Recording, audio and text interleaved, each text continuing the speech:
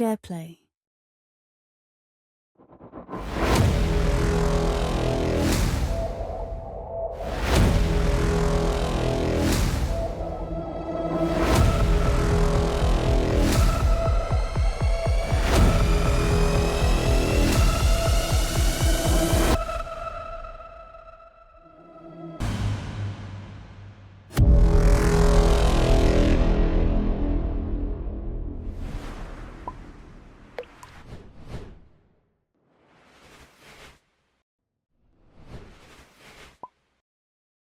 Shareplay.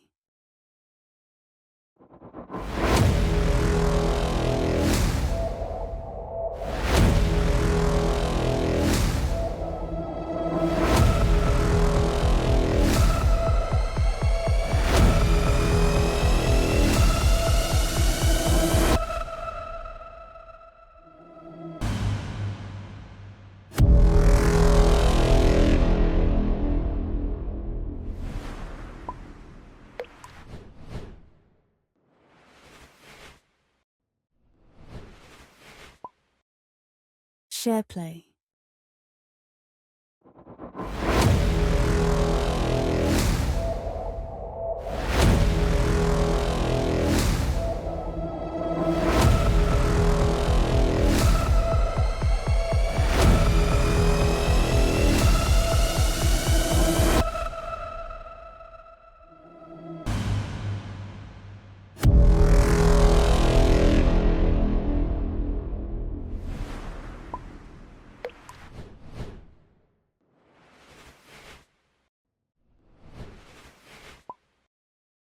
Shareplay.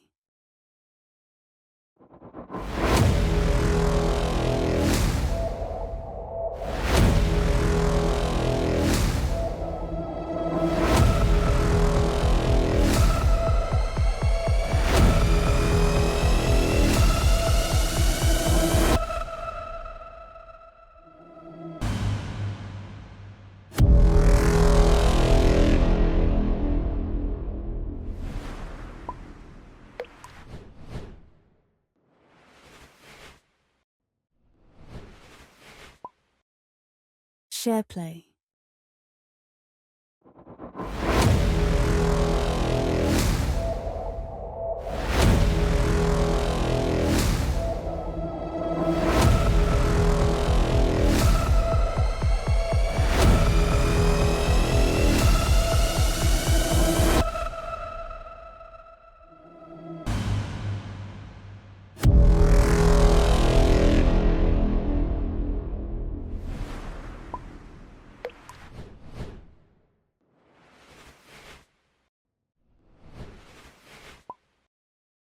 Shareplay.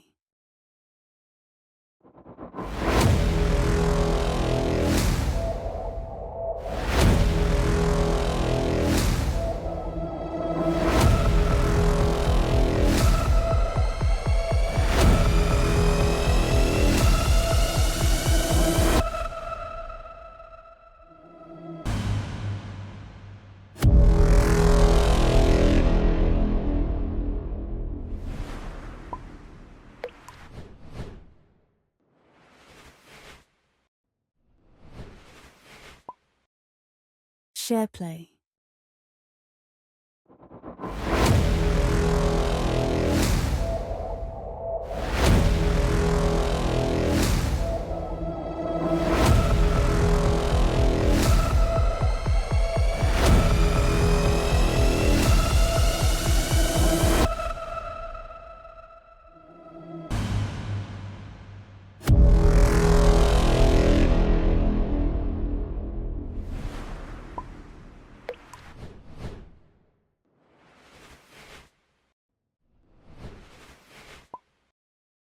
Shareplay.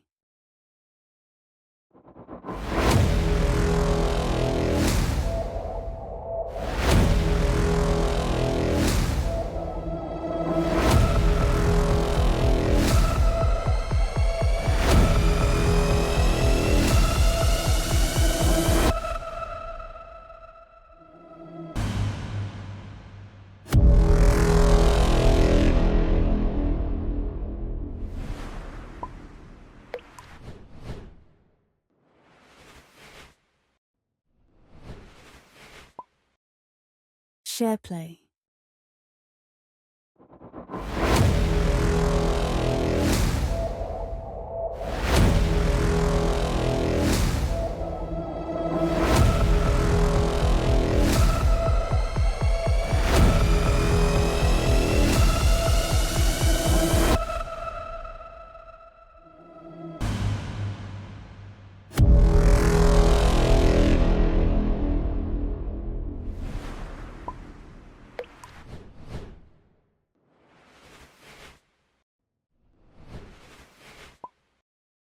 Shareplay.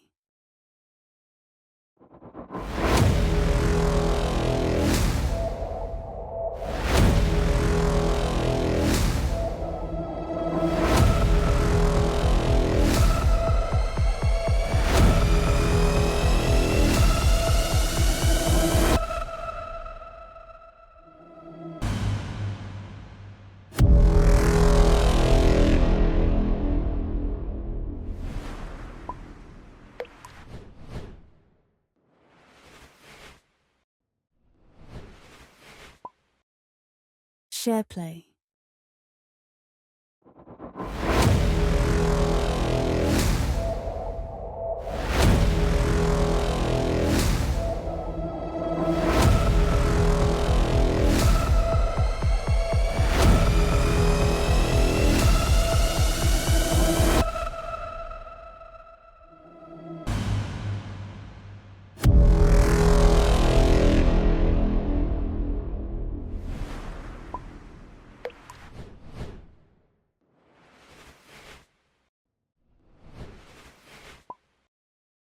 Shareplay.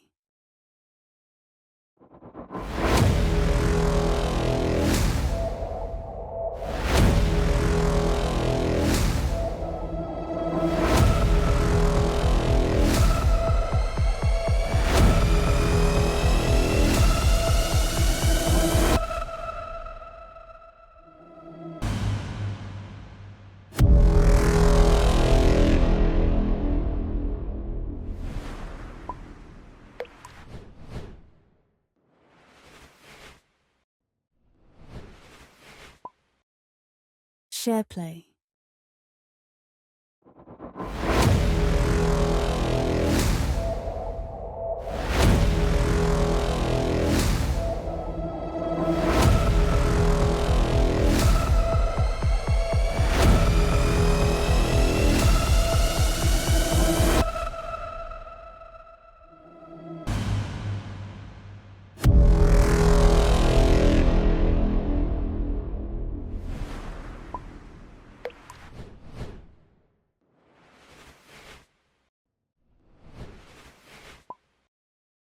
Shareplay.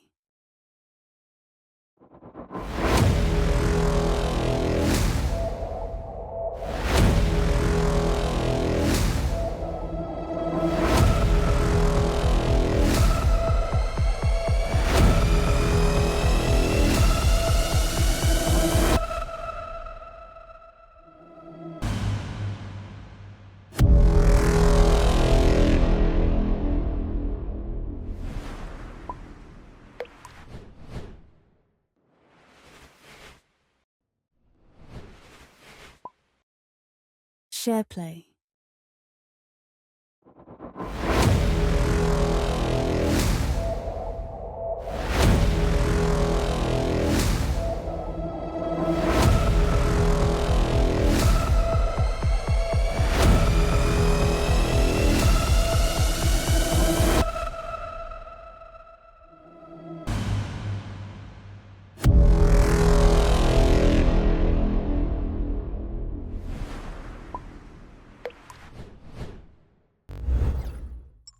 Good evening, and it's Sunday night. The time has flown already. I'm Scott Convergent. I'm joined with it's me, Ben B, and we're back for some more solo queue madness. However, this is the more competitive evening, as I believe, anyway, Ben. But I thought it was quite competitive on Friday anyway. I mean, the way people were running down the lobbies, getting those bans in on some of those legends, and the few games that we seen Axel, it was just highly competitive, highly aggressive, real punch in the face style Apex. I had a lot of fun, and I'm ready for some more this Sunday night. What about you? I absolutely loved watching on Friday night. There was a shake-up in the overall standings from where we left off. Flame of Ambition was in first place on that SQL leaderboard. Obviously, day 2 was yesterday, and what ended up happening was the top 5 looked like this. If I'm not mistaken, I think in the top 6 there were 5 French players. So France well and truly represented in that top 6. Dominating. Absolutely dominating, but hey, we've seen those names appearing quite a lot, and obviously doing a hell of a job. Flame of Ambition managing to have a massive 10 KP game on World's Edge over at Climatizer, very memorable game. I didn't even think that their team was going to get it because there was the Watson team, as I recall, on the north side that had absolute lockdown space. But Flame of Ambition came in and was like, hey, this is my solo queue league, and I'm going to show you how it's done. So really, really well played. Nice to see that they've managed to retain that lead over the course of the weekend. But can they do it across Sunday is the question, Ben. That is true. Obviously, there's a slight change up here. This was the solo queue league over on my left, your right on the screen. But tonight it's the competitive queue. And what this allows is, depending on where you are in the MMR placement, you're allowed to bring either 1 or 2 teammates with you. So if you've never played, you are actually allowed to bring in 2 teammates with you, which may well give you a slight better chance to pull yourself up in the overalls. If you, as soon as you push up higher in the ranks, you can only bring 1 teammate with you. So as it currently stands, this is what the overall leaderboard is looking like. There are a few names that I can already see here, which I do recognize from yesterday, but there are also some brand new names as well, which I am very excited to see. But we are going to go straight into our first game, which is wonderful that it's coming this quickly, and we're going to be over on World's Edge. Yeah, I'm really quite excited about the style of this competitive leaderboard. Bringing your friends is always an advantage. Can any of these players keep it an advantage is the question, Ben. If you can confidently say that, hey, I'm going to bring my 3-stack, can your 3-stack compete against some people who, even with random players in that random generation, were still able to come on top? Will a 3-stack be able to compete against that? That is the question. As you can see through these names here, we've got ASCII and Clone, who both finished in that top 5 yesterday in the solo queue league. They are going to be playing as a duo here tonight. Obviously, they are slightly higher up in the overall MMR after yesterday's performance, so they're going to be loving life there. Flame of Ambition, winner of yesterday, is also going to be playing with our current leader right now of Zoven, as alongside Tenmu as well, who is also up there in the MMR. So, Great to see lots of players in here. I'm excited to see what this is. And I've left it on this screen because I'm looking at the legend bans. And can you guess from this one, Scott, which legends are banned from this game right now? Well, the fact that I can see an Axel, I just kind of want to vomit. But I would guess Valkyrie has managed to sneak a ban.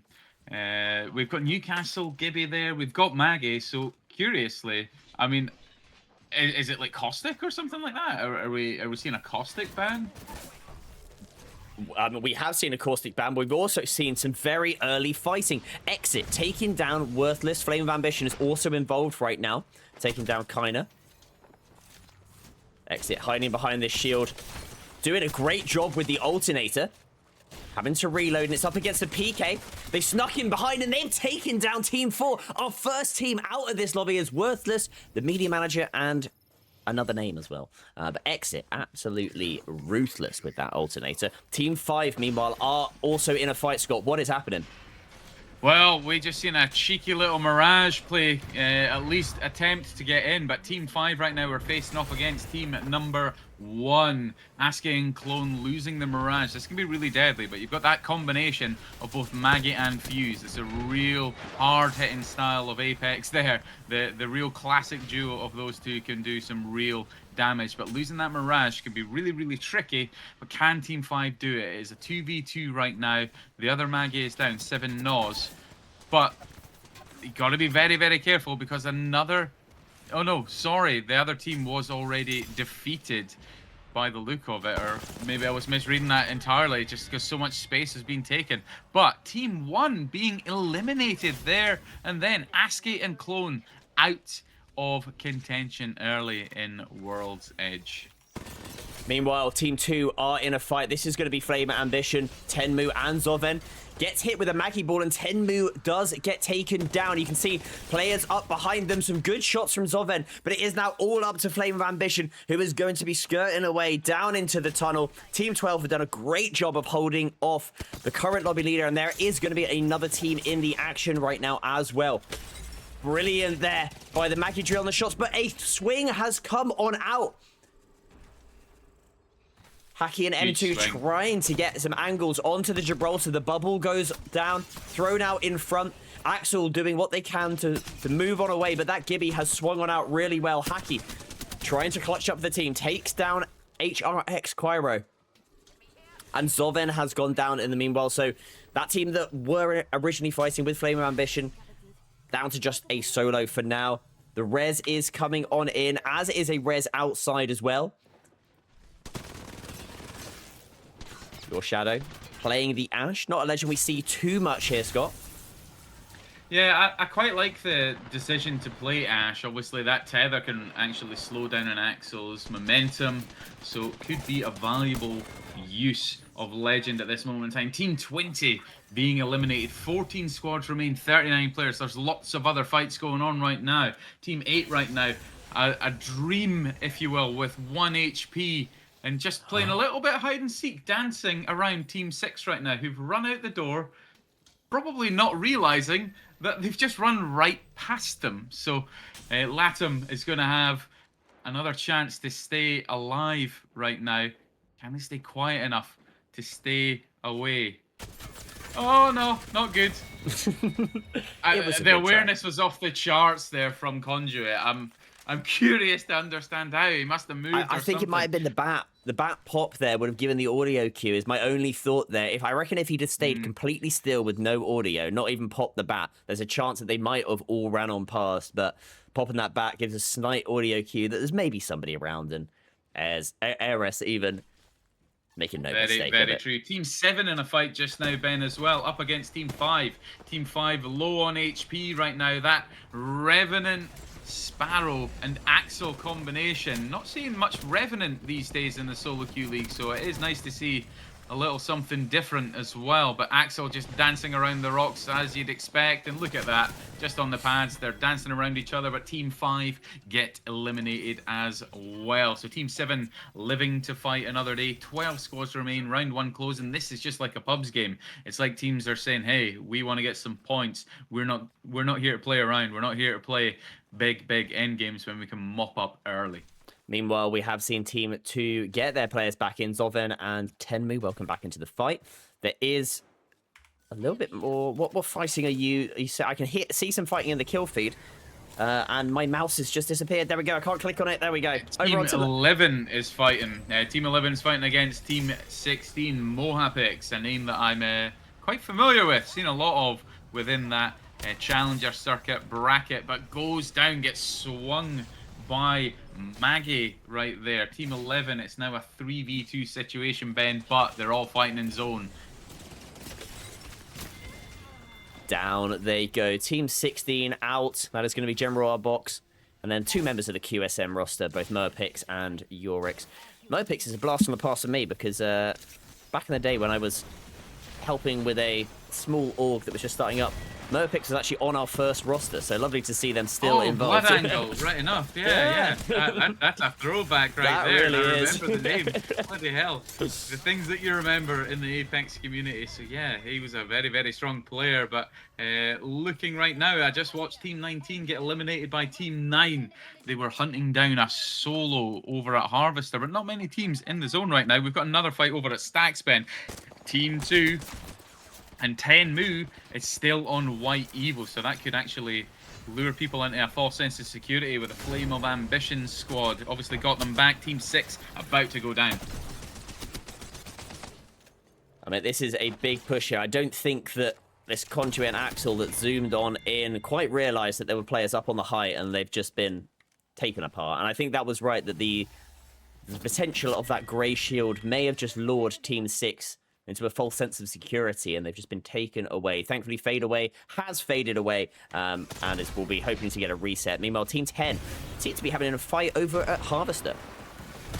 Already another fight. We're going to be thinning out this lobby in no time. The attempt to try and kickstart someone into the air and pick them off fails. Team 10 holding on strong, and Team Watson on Team 9 on the height facing off against them. But it is currently a 2v1 situation. Can Hyper do something with this? Gets right behind the knockdown. Oh no, the Arcstar bounces off the knockdown, but good nades to try and hold the Maggie off. But Maggie's in a good position now.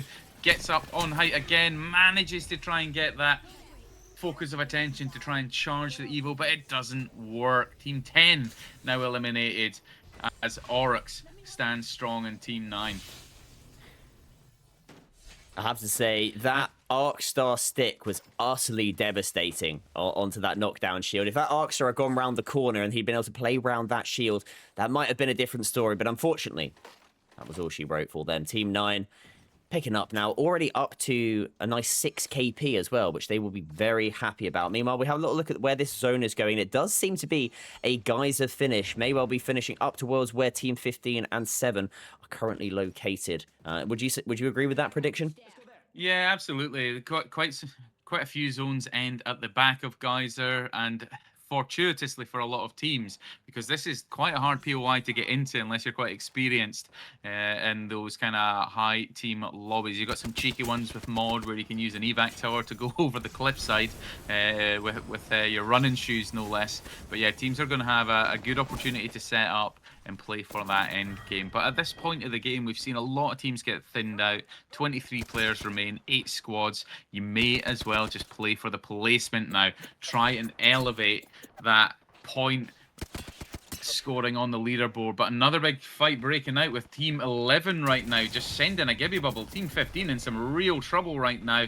It's going to be a 3v1 situation, but Team 17 are close by and looking at that as well from inside the building. It's starting to get congested now as people are heading into zone. Inside the spin in Team 17, they are going to be rocking that Watson and the Newcastle, which means is going to offer them some lovely defensive capabilities. Meanwhile, on the exterior, I Survive is just about surviving from that Gibby bombardment, and they are going to make their way inside one of the snakes. They're going to be calling that home for the time. Meanwhile, Team 15 are eliminated, and Maggie drills are going out. Great hits and a knock onto Robbie. Really, really nice drill there and good shots through that window, considering they are a team that have just been looking on right now. And Newcastle Watson's a really, really nasty combination to try and push. But if you're really, really coordinated, you can do it. At this point, you can only really get in if you brave that fence, let your teammates in, destroy that fence before they get chipped off at the sides. Good teamwork there from S2 HR there. They're just going to heal up and then potentially make a swing onto this Watson team who've made it to the other end of the building. They've got the Axle queues down, so they are able to skirt on forward very quickly. Nades are being expended now by this Watson team. There's some good shots with the wingman. It's going to do a lot to help their confidence. Beautiful shots. You're right there, Ben. And at this point, you're doing so much damage. You've got 3 people on purple Evo. You just got to be careful of any surprise Watson fences, because that could stunt and really change this fight. But not enough. Team 17, a little blast from your 9 till 5 there, Ben.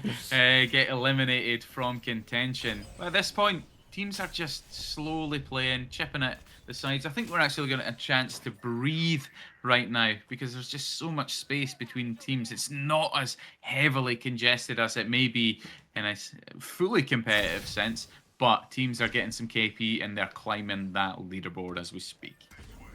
Team 7 are going to rotate their way back on up. One thing I want to note, by the way, Team 15 went out. They had what was potentially a power position holding this, but they were so far split. And it was Team 7, I believe, this team here, that came through from the tunnel, focused fire one of those members, and was just able to absolutely take them out using that Axle. However, they are now being caught out themselves, and it's going to be Fanks with the triple takes who takes down Rosh. A Gibby ultimate has now been put straight on top of 67 Ruddy. They're going to have to back all the way up. It was really, really clever, that.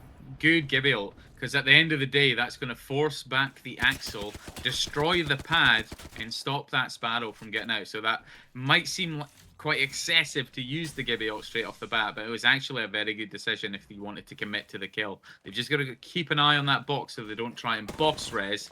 Otherwise, that fight is just going to continue on. But it looks as though, actually, just watching that, Axel has taken the respawn card, but has not gone for the box revive because they have a Moby. So Team 7 are going to be back to full strength in no time.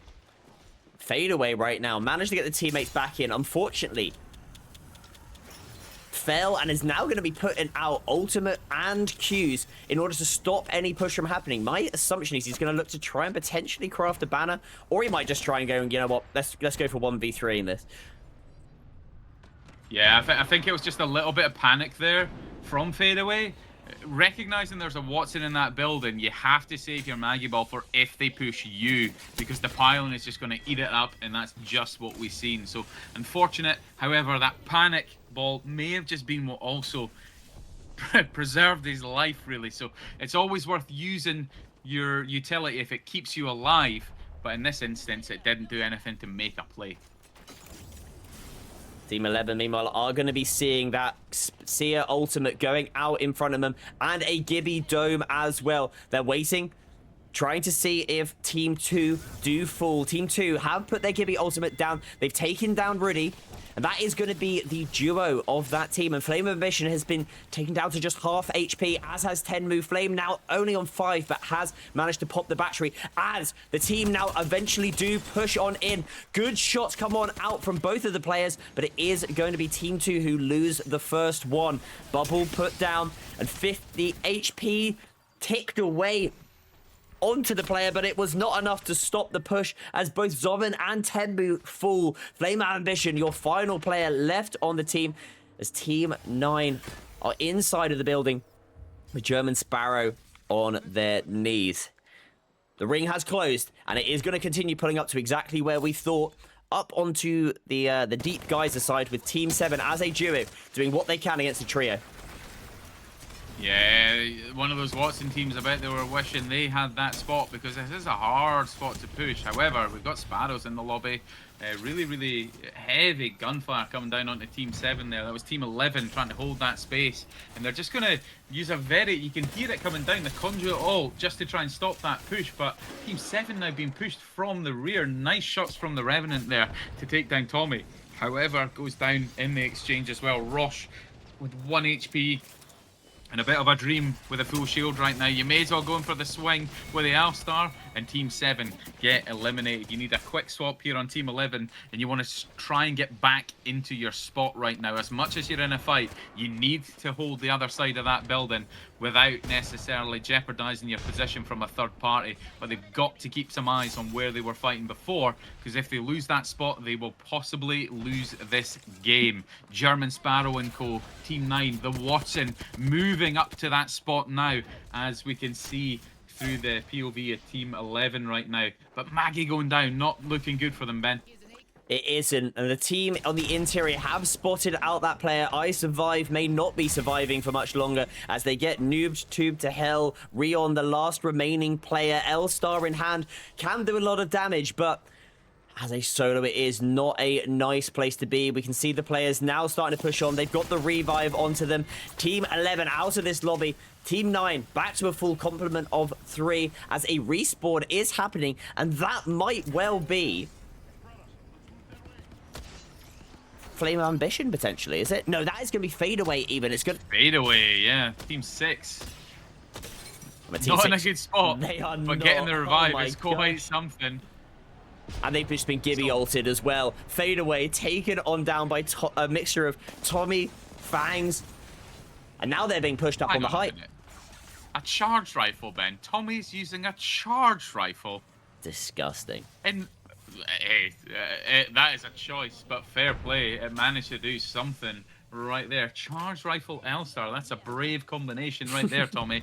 But everyone's managing to get a reset right now. And interestingly, Team 6 are now getting to move freely. They need to just move away from the low ground and play up, because these two teams, as we can see, Team 9 are going to face off against Team 18 in the building, and Team 6 just need to watch, and they can win this game. Fadeaway, who was a solo, can win this game. Unbelievable. can't believe that they managed to get him back up onto his feet after he just got obliterated by a charge rifle triple take Gibraltar combination. They've managed to somehow get Fadeaway back up on into this, and the Maggie drill is going to be really important up against that Watson team on the interior. They have got the chance to close this one out. However, a team has gone straight up on the top. Team 9 have left the building, and they are Watson fencing up this height, trying to stop any climb up happening from Team 6 on the beneath.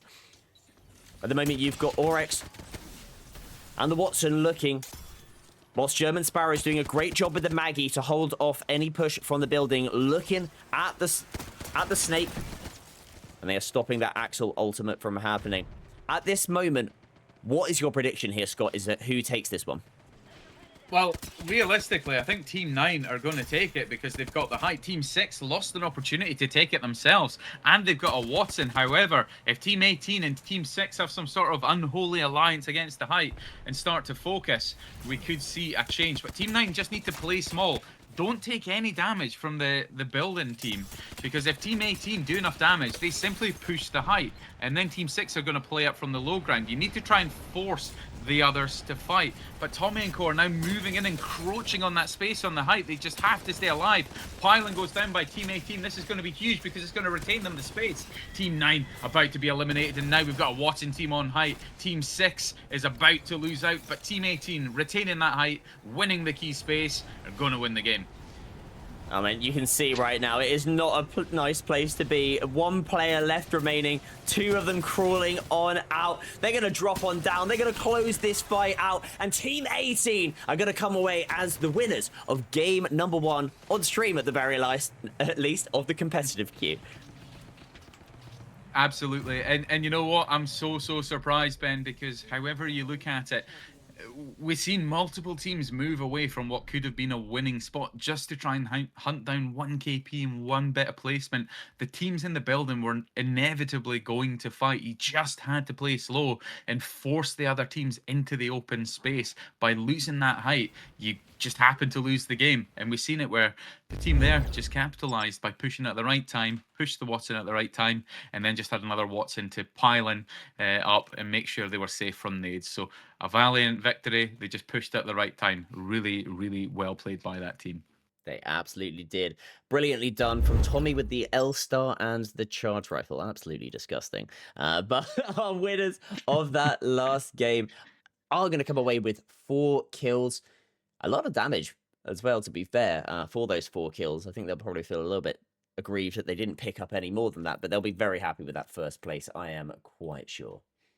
Hey, a win's a win, right? At the end of the day, you're walking away with a victory. And in this format where your placement matters just as much as your kills, I would take a victory anytime. Think of it, if it was match point, they would have just won the whole thing if they'd passed the threshold. So valiant effort again. But a charge rifle is a very curious choice, just given the meta right now with Axel zooming around. Axel was obviously in that game. It just feels like a weapon that's a bit too large, a bit too clunky, when maybe an assault rifle could have netted them a little bit more on the kill front. But play what you want, play what you're comfortable with, and Tommy clearly felt comfortable in Gibby with that charge rifle. Absolutely. One thing I do want to note, by the way, on that one, the winning team played Gibraltar, Watson, Axel, no Maggie. And they were playing up against a lot of Maggie teams, sustaining a lot of pressure from within that building. Maggie Q's just kept on coming down and down and down, but you've got the Watson who's able to drop that pylon and provide a little bit of additional cover. Obviously, you've got that Gibraltar as well, which I think ultimately was potentially the game winner there, because they were able to exit the building, put down a bubble, throw one of the gibbets forward. And it meant that the team on the height of Team 9 sort of panicked. The Watson pylon wasn't in the right position. They sort of had to scarcely just put it down where they could. And to be honest, I think the Gibby there coming out clutch. We have for got the a new team. code, just to let you know, so that you Excellent. don't miss out, Ben. New code has just come in. But yeah, I think you're right. Gibby, ever since his buff, has just been in that really nasty state. We're not seeing him come out too often in the solo queue league in favor of other legends, but when he does come out, he's getting played really well. Like you said, bubble coming out, it just creates that safe space with a electrified bubble, 50 damage. It's just way too risky to try and push it in an endgame scenario unless it's a situation that's going to win you the location or keep your teammates alive. So in that instance, really well played by Tommy. I love the choice of playing Gibby. I've always been a big fan of the big man. Love a bubble fight. Sadly, not seeing as many bubble fights these days with the electrified dome. But hey, you just take it when it comes, right? Absolutely. Well, we're going to have a little look at the overall leaderboard as it currently stands. Zoven is going to continue maintaining that top place, but there has just been some changes. There we go. Changing going on out, Zoven, and it looks like Filibuster has dropped down one position. So some slight changes going on, and it'll be interesting to see if this continues as this goes. But down at the bottom, most pick legends currently Alter, Axel, and Mad Maggie are your picks for the weekend. Odd to see Alter as the top pick, but then again, when the others have been suffering as a result of legend bans, it's on the one hand not that surprising. Alter, despite her nerfs, is still a very powerful legend, and when used correctly and coordinated with your teams, is just very, very deadly. Living up to that skirmisher role in true fashion, you could say. But yeah, I'm really kind of curious as to how the rest of the lobby is going to fall out. You've obviously got a lot of aggressive teams who feel confident in their team fighting. They're taking on a lot of early third-party opportunities, even negatively rotating to try and get them. But equally, we're seeing a lot of aggression from teams that can hold their own, and we're winning out when, even though they were on the maybe not the upper hand as it was, coming out on top. So I'm not really sure what to expect in the next one as we go on over to E District next. Absolutely. We're going to hit you with a quick intermission sponsored by the incredible folks over at Mojang. We'll be back for our next game very shortly.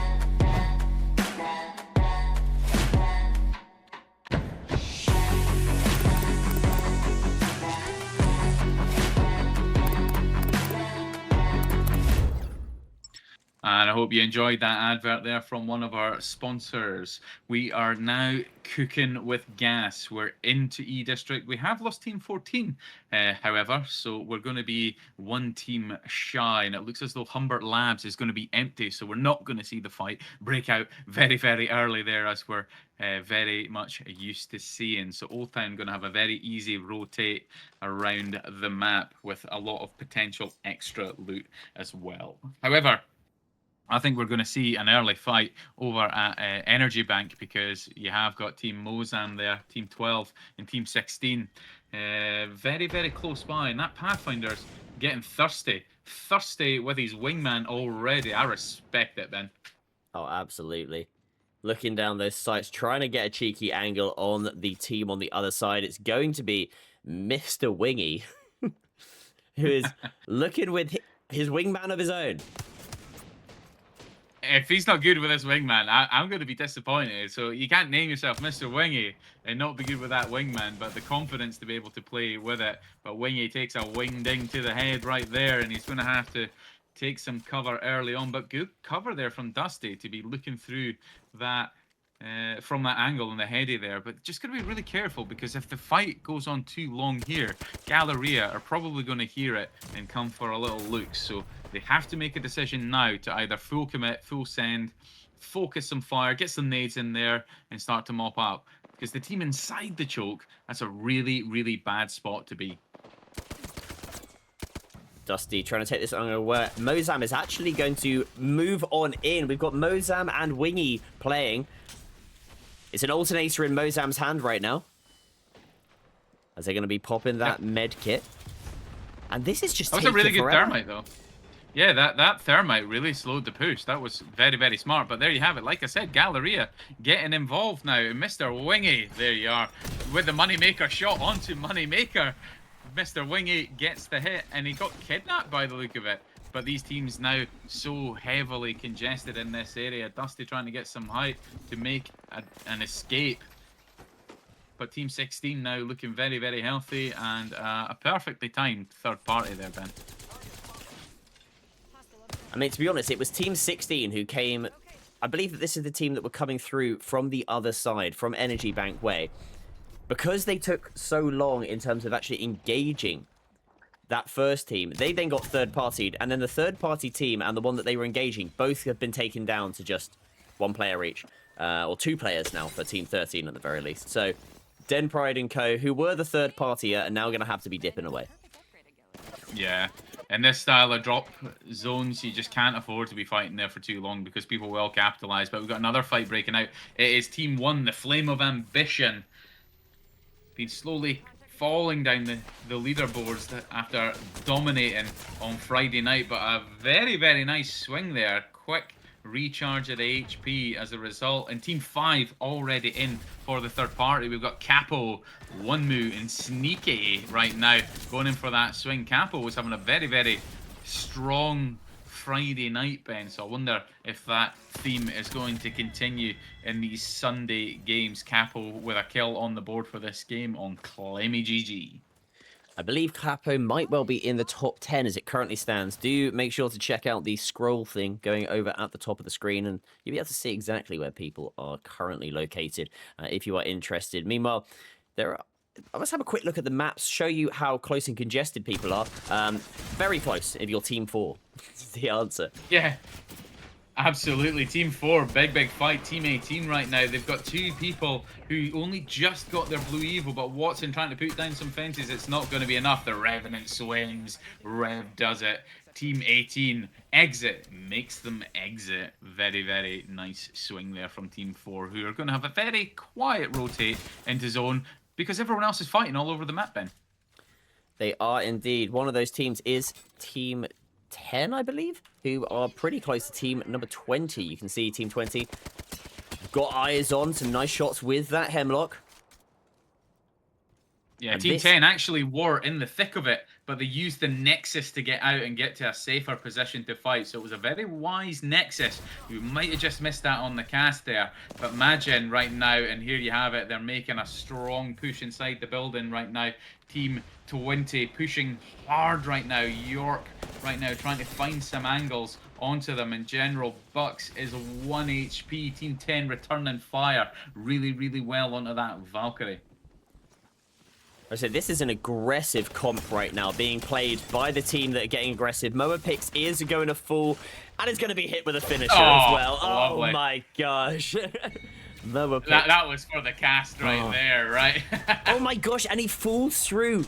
The ultimate that has gone, that was an accidental fall through. It's going to take them to a 2 versus 2 now. Unbelievable. A little wink from Fuse, and then we're just straight back to the action again. Team 20 under pressure, but Team 10, Team 20, it is a 2v2 situation. However, that Valk is painfully low right now, which is why they're playing aggressively, and this is almost going to be enough. We're seeing that kill feed light up like a Christmas tree right now, Ben, because there are fights everywhere across E-District. There are indeed. Team 20 taken down to just a solo. They almost had it, but Team 10 are going to be able to get the reset as... Oh, just some shots going in on it. I thought they were getting shot out there for a second. We're going to have a quick look at the map, see what is happening. And it does look like Team 7, who have got the zone, are going to be looking at Team 17, who may also have the zone. They don't. So it is going to be Team 7 who knows where we are going, and they have put themselves in a great position for this. Spitfire in hand, only with a 1x. This shows that these guys are playing for the end zone with this composition, for sure. I totally agree. I actually favor Team 7's position here over Team 17. I believe it is in the other building, because the other building is just so much harder to hold. You've got the rear entrances, you've got the side doors, and other teams can just bully you on the rotates there. However, there's so much happening elsewhere on the map that these teams are just going to have an opportunity to try and face off against each other. We've got eyes right now, of course, on Team 5 for shooting the other team in the back, and this could be an opportunity for Team 17 to try and third party the fight that they were just in and recovered from. It does look like, in the meanwhile, Magin is taking down one of those members of QSM, which means that Team 20 are going to be back down to just a solo. It's Moapix. They had got a reset. Thankfully, it's an Octane, and Octane is going to be stimming and trying to go as quickly as they can. There isn't an Octane or an Axel on the other team. Obviously, Axel banned for this game, so it is going to allow Moapix to potentially get away. But Magin has eyes on that Octane. Of course, Alter just went straight through the walls to cut down a lot of that chase, and Moapix can't do it. Lovely shots there from Magin to just put Octane down on his knees. Lovely shots there, relying on the hip fire. But let's get eyes on something else there. Team 5 in hot pursuit of, I believe it's Team 4.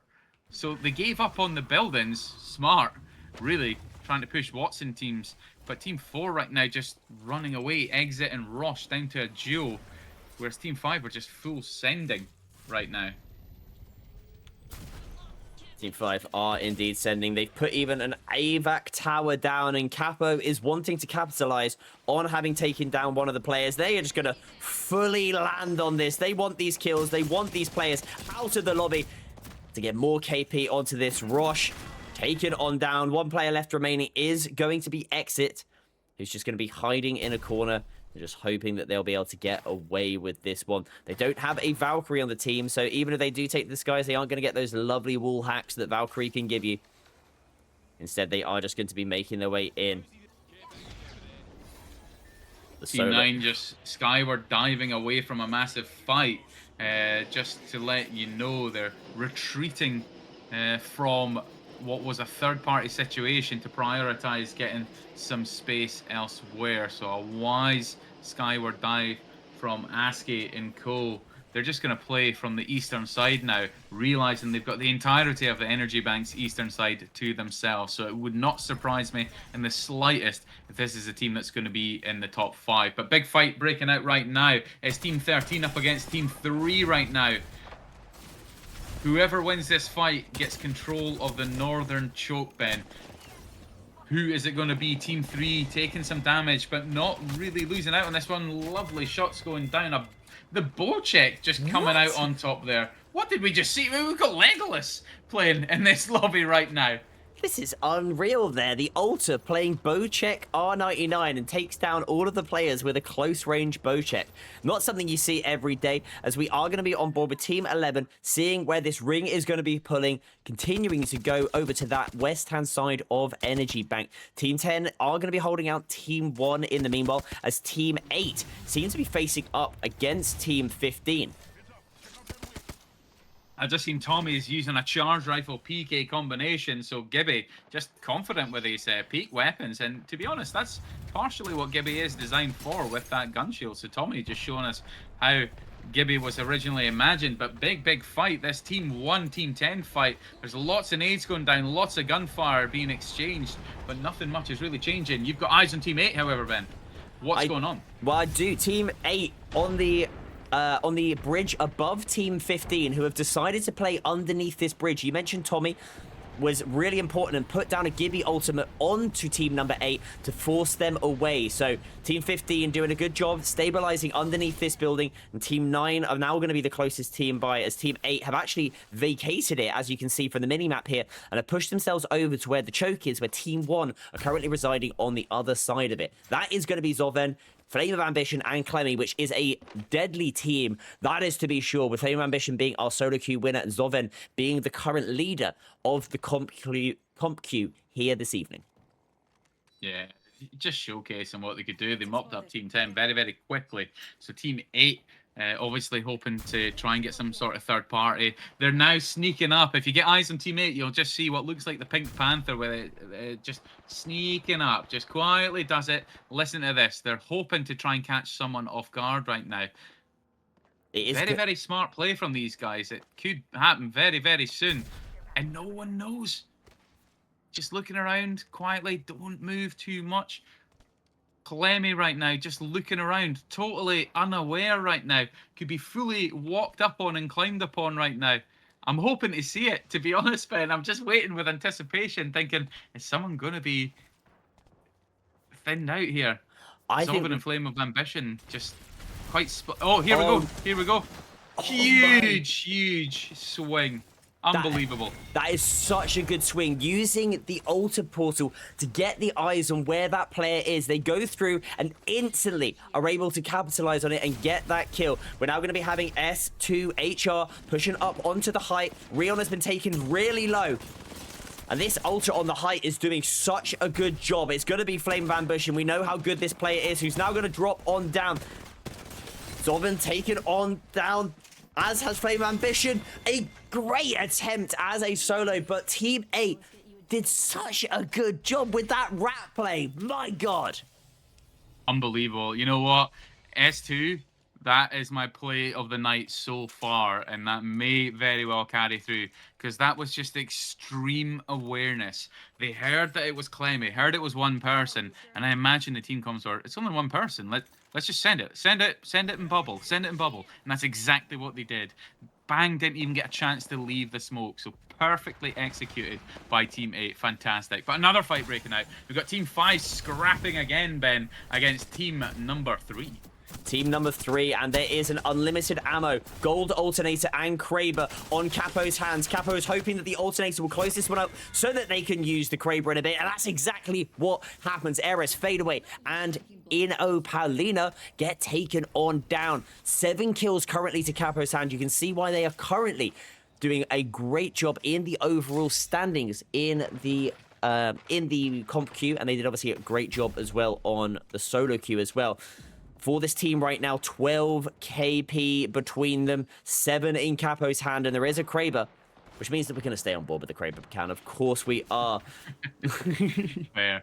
Hey, I tell you what can't go up against Kraber. It's that Bocek that we seen from Team 3 earlier. Might have gotten a nice little squad wipe with it, but not enough to take down the Kraber in the hands of Capo. But other teams just coexisting right now, just to keep you updated on what's happening. Team 7 and Team 15 are both coexisting in the same building. One on the lower floor, one on the upper floor, where Capo has obviously just landed that Kraber shot. So very popular location, because the zone is undoubtedly going to end just outside of it, probably towards that bridge area as well. So teams just facing off, peeking, trying to do a little bit of damage.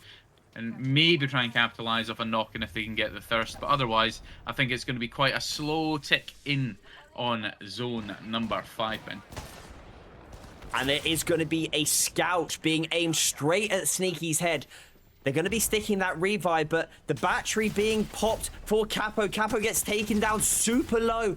They'll be bouncing in and out of that altar portal, just trying to survive. But a great push coming out from Team 11 takes down Team number 5, who were your kill leaders in this lobby. And Team 11 with that scout have done an unbelievable job. Particularly that Watson with 6 kills now is going to be taking a Kraber and an Elstar, has dropped the scout, have gone, no, I want this Kraber, and I'm going to put it to better use than you, Capo. Yeah, fair play. And this one's actually pulling away from the bridge. I thought it was going to be ending just on the right outside, but it's going to be right and north just a little bit. So where that Kraber team is, Team 11, they're actually in a really good spot now. They've got that infinite ammo. They have the G7, they've got the Elstar, and they've got the Kraber. So they're red weapons. If they lose this game, I will be surprised. They've got the Watson as well. So Team 11, a bit of an early prediction for me in taking it, but you cannot rule anyone out. We've got strong teams. We've got ASCII's team, Team 9 on the move, trying to rotate, and it is going to be our Rat Masters and Team 8 holding the northern side off and stopping ASCII's push. At the moment, I'm just going to very quickly show you the map. We've got the coexisting teams of 7 and 15 inside that building, one on the above, one on the bottom. We're instead going to be looking now at Team 9, who are pushing up onto Team 8 on that east-hand side of the building. ASCII trying to use that Hemlock, bouncing on back, using the Valkyrie Dreads, and it is going to be I Survive and Rion with an R99. I Survive's Gibraltar ultimate doing a great job of stopping the push from happening, but Rion's spray with the R99 was vile. Is, though, going to be taken down by ASCII, though. As a response, you can't ask for much more.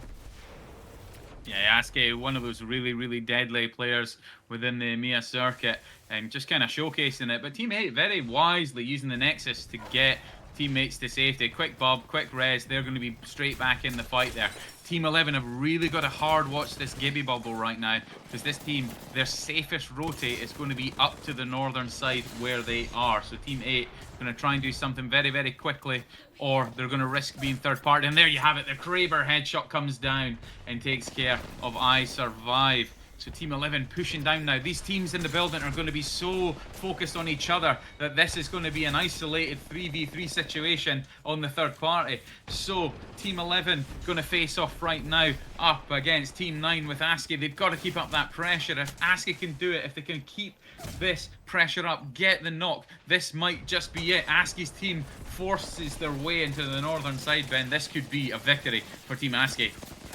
It could well indeed. Team 11 falling down to just one player left remaining. It's going to be Yuta on the Watson with 10 kills right now. A Kraber and an Elstar inside of this building is all that stands between them and an extremely amped up Team number 9. Inside We just had it. Team 15 have also just pushed on Team 7. The building fight has just broken out. Whoever wins this is going to be the only hope to try and compete against the winning team on the northern side. Both teams are in isolated 3v3 situation fights, but can they do anything with it? It's a 1 versus 1 right now. They're managing to get the revive on the outside, and now the freshly revived players are going to swing on through, trying to do what they can. They're playing around the stairs, and a great job right now putting down some Watson fences. Stuns that Watson, but ASCII's team have heard this, and they are making their way over. This is a play for seconds right now. What can Team 7 do? A quick shield swap. They're going to go through the altar portal, I think, by accident right there. They don't know where anybody is. The last player of that team does go down, and Team 9 have taken it from the height. ASCII and co. taking it out with a delightful 10-kill W. Amazing, really. When you think about it, ASCII had to push on that northern side against Team 11, and that was a team with over 10 kills themselves, and 3 red weapons. They had the Elstar, the Kraber, and the G7 in combination. The Elstar and the Kraber on the Watson alone with infinite ammo. That's just a dangerous set of firepower. But perseverance, focused fire, and then pushing off that knock in. What was it that got the opening knock? It was the breach in charge from the Hemlocks. So really focus the fire, the awareness that, hey, he's 1 HP, quickly get your noob tube down, as you have aptly called it. And that was it. They were able to play up from it. Nearly got knocked in return. Askey was 1 HP, but that conduit saved the day, and then they went on to win that game. So really, really well played from them. First place and 10 kills. Good chunk of points there. Absolutely, a great chunk of points. We can see on the screen how it is currently looking right now. And we have obviously got ASCII, your Shadow, and HRX coming away as your champions there. 4.8k damage. Just a note, by the way, your second and third place team came away with 2 kills and 1 kill. And they were the 2 teams that was coexisting inside of that building. Your second place team had 4.4k damage and only got 2 kills, which is utterly insane. But we saw them super early on, and we said, these guys have got the ring. They know exactly where they're going, and they're repping a Watson, Alter, Sparrow combination. They're playing for the end zone, and that's exactly what they did. They go away with a hell of a lot of points. Yes, they only got 2 kills. However, they got a second position, which in the overall standings is going to do you absolute bits in the overall points. Yeah, 100%. And hey, let's just give another quick shout out, of course, to Team 8. Rowan, I Survive, and S2HR. That rat play with the altar on Flame of Ambition's team was just utterly incredible. That was a masterclass rat play, and that just opened it up. Clemmy GG went down, and it was down to Zovan and Flame of Ambition to try and pull it away as a duo, and they just couldn't do it despite heavy firepower on the return. It was just a masterful rat strat. And hey, some people might hate that style of play, but it is tactical. That was a perfect use of the the utility there from the altar. So really, really well played. My play of the day so far. Can anything beat it? Is the question, though, Ben. That is the question. I don't know whether anything will beat it. There does look like we've got a lobby filling as well, which is great because we're going to be able to go straight back into another game. And the game is, I'm just going to cancel that so that you can get yourself in, Scott. We won't tell either. Lovely job. There we go. We'll start that one now. Perfect. We are in straight into this one, going over to World's Edge for our next game. Let's have a quick look and see which legends are banned over on my second monitor. And we have got a crypto ban once again. Nobody wants you to play crypto tonight. I'm okay with that. Alter, Alter and Axel both banned. So AA out of this lobby, no roadside assistance for you, and no quick assaults either. And then also caustic banned as well, so no stinky gas man. Which, to be honest, I'm really surprised Crypto's catching shade, though, to be honest, Ben, because the speed at which a lot of these games are being played, Crypto probably isn't going to be utilized as much, even if it wasn't banned. Okay, he's going to be useful against people like Watson when you've got people locking down a building, but why is my guy catching shade? Axel, yeah, fine, ban. But Crypto, give my guy some love. Come on. I to be honest, yeah, I can see what I think that. For me, it's just obviously watching, and probably for yourself as well, watching that pro level Apex. You just see Crypto obviously get that first game banned with how much they are used in that early game, and I wouldn't mind seeing it in this setting tonight. I just don't think they're going to be used so much. So I'm not surprised to see them get banned. Just so that, because players are like, if we ban Crypto, we maybe can get our favorite legend played. I think that's probably what is happening. Some tactical banning. And yeah, I think that's what different, folks. For those of you that are unaware about what is different from this and maybe the LGS, as previously mentioned, all of the bans are not done via what was the most picked in the last legend. This is all player selected. Same with the map that we're going into, which is going to be World's Edge on this one. As you can see, quite a few Maggies already getting selected alongside some conduits as well, and obviously some Valkyries in the action too. Wow.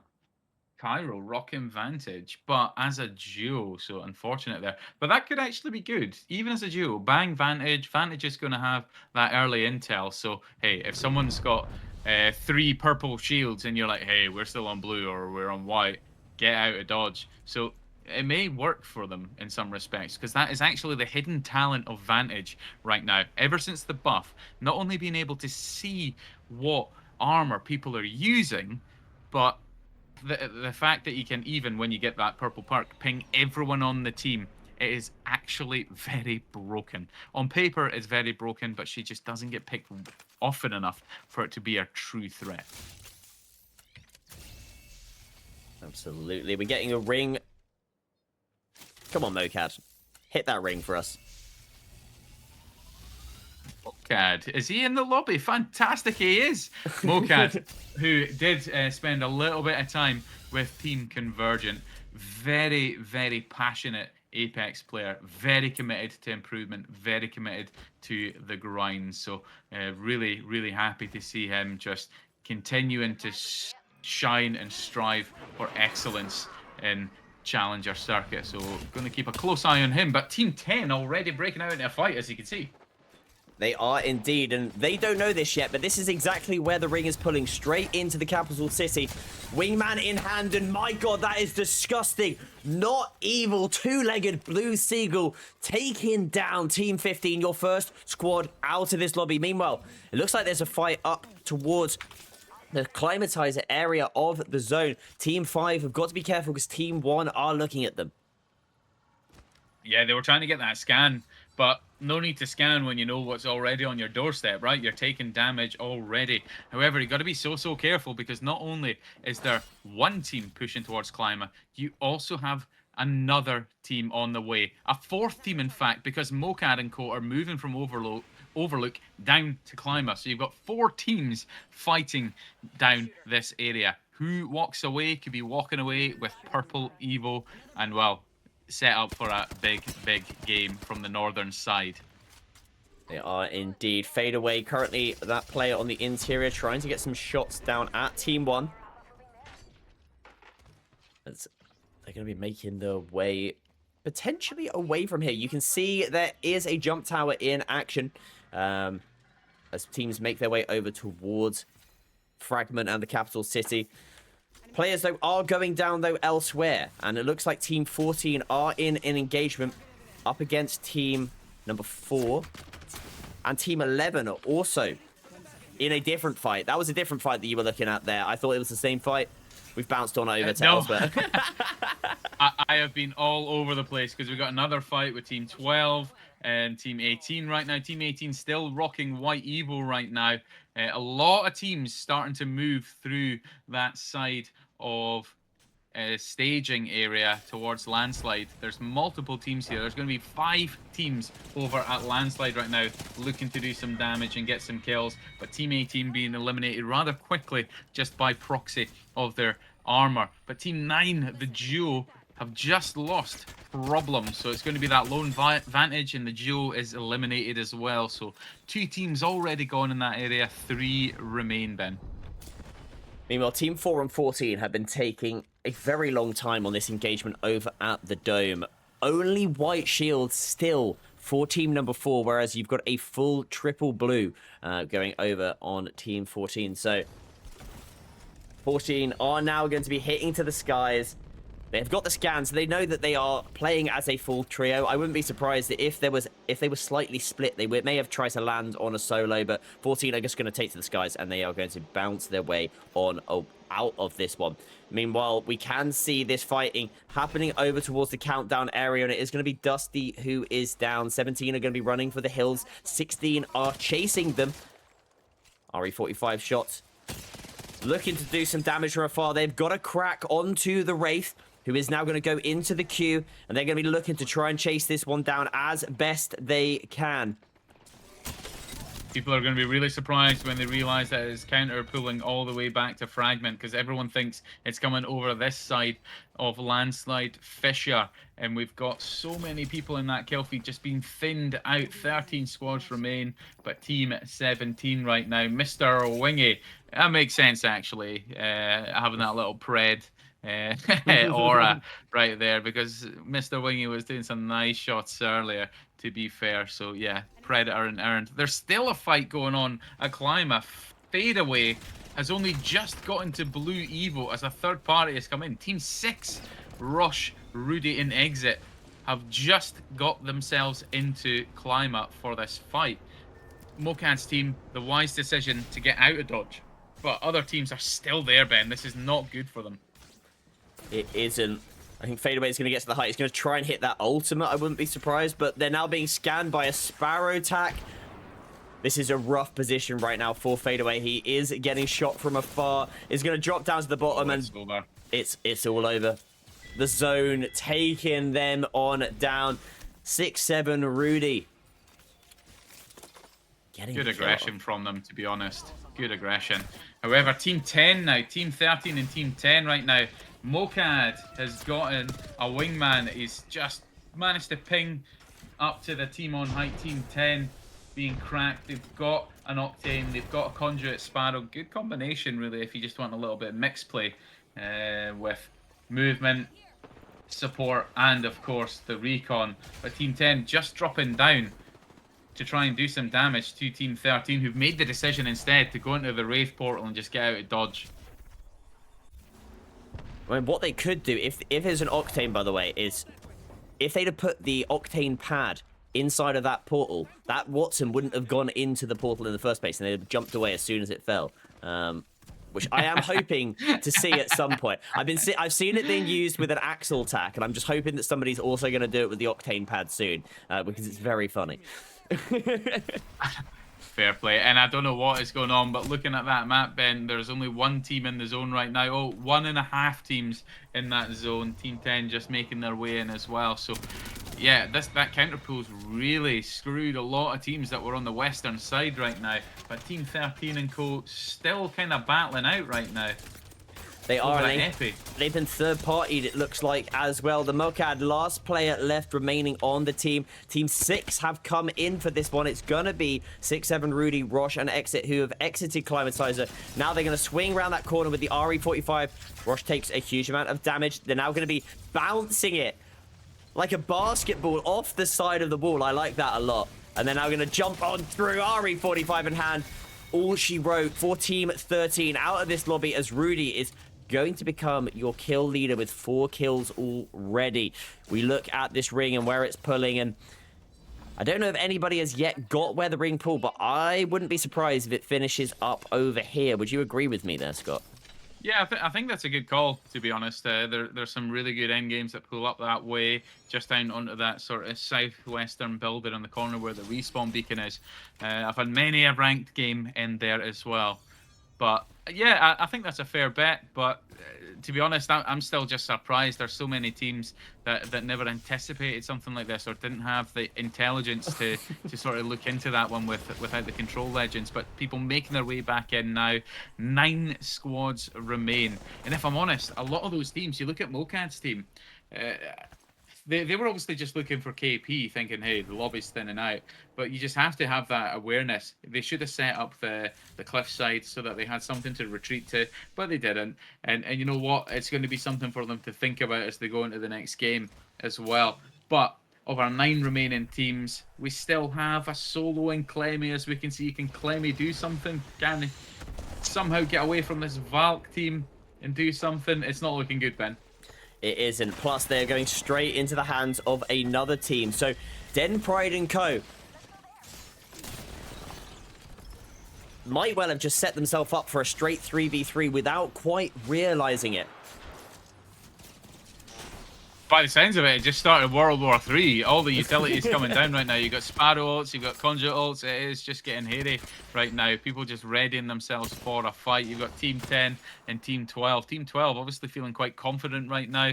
They've got quite a lot of KP. But actually, so have Team 10. They've got 5 kills. But Team 10, smart decision. They're just getting out of dodge. It sounds like the Octane has no shields. He's only got, what, 3 cells. He just made a call for it. So 3 cells on the Octane. It's no wonder they decided to get out. They didn't have the meds to have a long drawn out fight. Absolutely. By the way, I'm loving the naming here. We've got the orange seagull and the blue seagull on this team right now, alongside the Snagasaurus. Excellent stuff there. Meanwhile, Team 6 are going to be getting a crack onto a nearby Wraith. That is going to be 6-7 Rudy, who is now going to be hitting that rotate. We're going to stay on board with Rudy just to see where they place their team. As the Wraith, it is super important that you place your portals in good positions, and they have done just that. But a player has come around the corner and taken them down, and that is going to be Akachi. Fair kills. And you called it, Ben. It is moving over to the side that you thought it was. So right now, Team 6 down to a duo that I was going to say, you may as well just rip it at this point. Team 11 just being eliminated. You've got time to get Rudy back up before Team 10 make any move, because they are the closest team. So it's going to be a clean reset for that team right now, Rudy and co. Team 4 right now, ripping the skyward dive. Hoping to just try and fly over. That is a great shout, by the way, because if you look at the thing, they managed to get a knock onto one member of Team 14, recognize that Team 17 were just there, so instantly hit the skyward dive and get themselves a position in the end zone right now. This is unbelievably done by Team 4. The only thing that is a disadvantage for them right now is they've got no Watson to lock down this building. And I think a few weeks ago, we did have a situation where a team won from inside of this building with a Watson. And without that on the team, they're now going to probably have to get onto the exterior and try and push themselves up to give themselves a position of height to stop any push, realistically. Yeah, I actually favour the position of Team 17 right now, because if you can actually hold these cliffs, your only real threat is if you play too far apart. If you play too far apart, you're going to have the risk of other skyward dives coming in, but if you can hold the rock side up here, they'll be able to do a good job, because Team 12, as you can see, having to try and fight for supremacy of this building, people are going to think that this building is going to be the best place to play for the win. The reality is, as much as you've seen people win from it, and it can obviously be done, it's not the best place to play. Especially when you don't have anything to stop people pushing up onto you. And that's exactly what has just happened now. Team 12 coming in, third partying, taking down this team. And I think that they recognize that they need to try and get up onto this cliffside if they want to win this one. And with shots like that, they have got a chance. Dusty taken on down by the wingman. Frag grenades are expended. The Moneymaker is going to be hit by one themselves. Thankfully, they got a conduit, so they were able to quickly get queued on back to health. But with just want to call, we have an infinite Kraber in the lobby, and there you have it. Rosh just got a knock with it as well, and they're just going to full send. Rev diving into that portal. Exit has balls, man. That was a fair play. Hey, I'm healthy. I'm just going to send it. Team 14 already eliminated, and look what's happened. The team that was on the rocks has played for the building, and that's left Team 6 with an infinite Kraber on the God spot. They left too early. They should have kept an eye on their southeastern rotate, and Mozam and co could have actually gone on to win this game. Instead, they're fighting for their life against Team 12. It's a 1v1, and Mozam is about to die. So, yeah, I think we've got our winners now in Team 6. If you've got an infinite Kraber on the height, you may as well just play for it. They've also got an L-Star that just landed there. So, Ben, not looking good for the teams down in this building. It isn't. It's 1 versus 1. The team on the interior were able to get a revive. That was instantly knocked. And Mozam is now going to be hitting a Wraith portal. Has got one of those players inside the Dimensional Rift. Will drop on down and place that portal down so that the Mr. Wingy is going to be able to make their way back up into this. Unfortunately, as you can see, somebody has noticed. And that is going to be Team 10, who are going to push on through, trying to get the kill. Orange Seagull. I think they've left it a bit too late in some respects. Okay, they're getting some kills, but however you look at it, this fight is going to delay them. Team 17 going down to a centi, but it's going to delay Team 10 actually getting in and finding some reasonable space, because last two squads, Team 6 have just moved all the way down. They can see it. They've got Krabers looking on the chokes. It's going to be an easy win for Team 6, I think. I think it will. You can see Rosh has got a Kraber. Got Exit. Just getting some nice shots with the Hemlock. We're going to get bored with the Kraber again. Not quite hitting that one. I'm pretty sure I seen a no-reg on the first shot as well, which is unfortunate for Rosh there. Oh, what a shot! Rosh, that is Beautiful disgusting! Shot. They're now going to That put was this... insane. We're going to go straight onto board with Exit, who's going to clean this one up. Team 6 with a rather lovely way to finish that one off with the Krabby Patty. 16 kills between them as a team.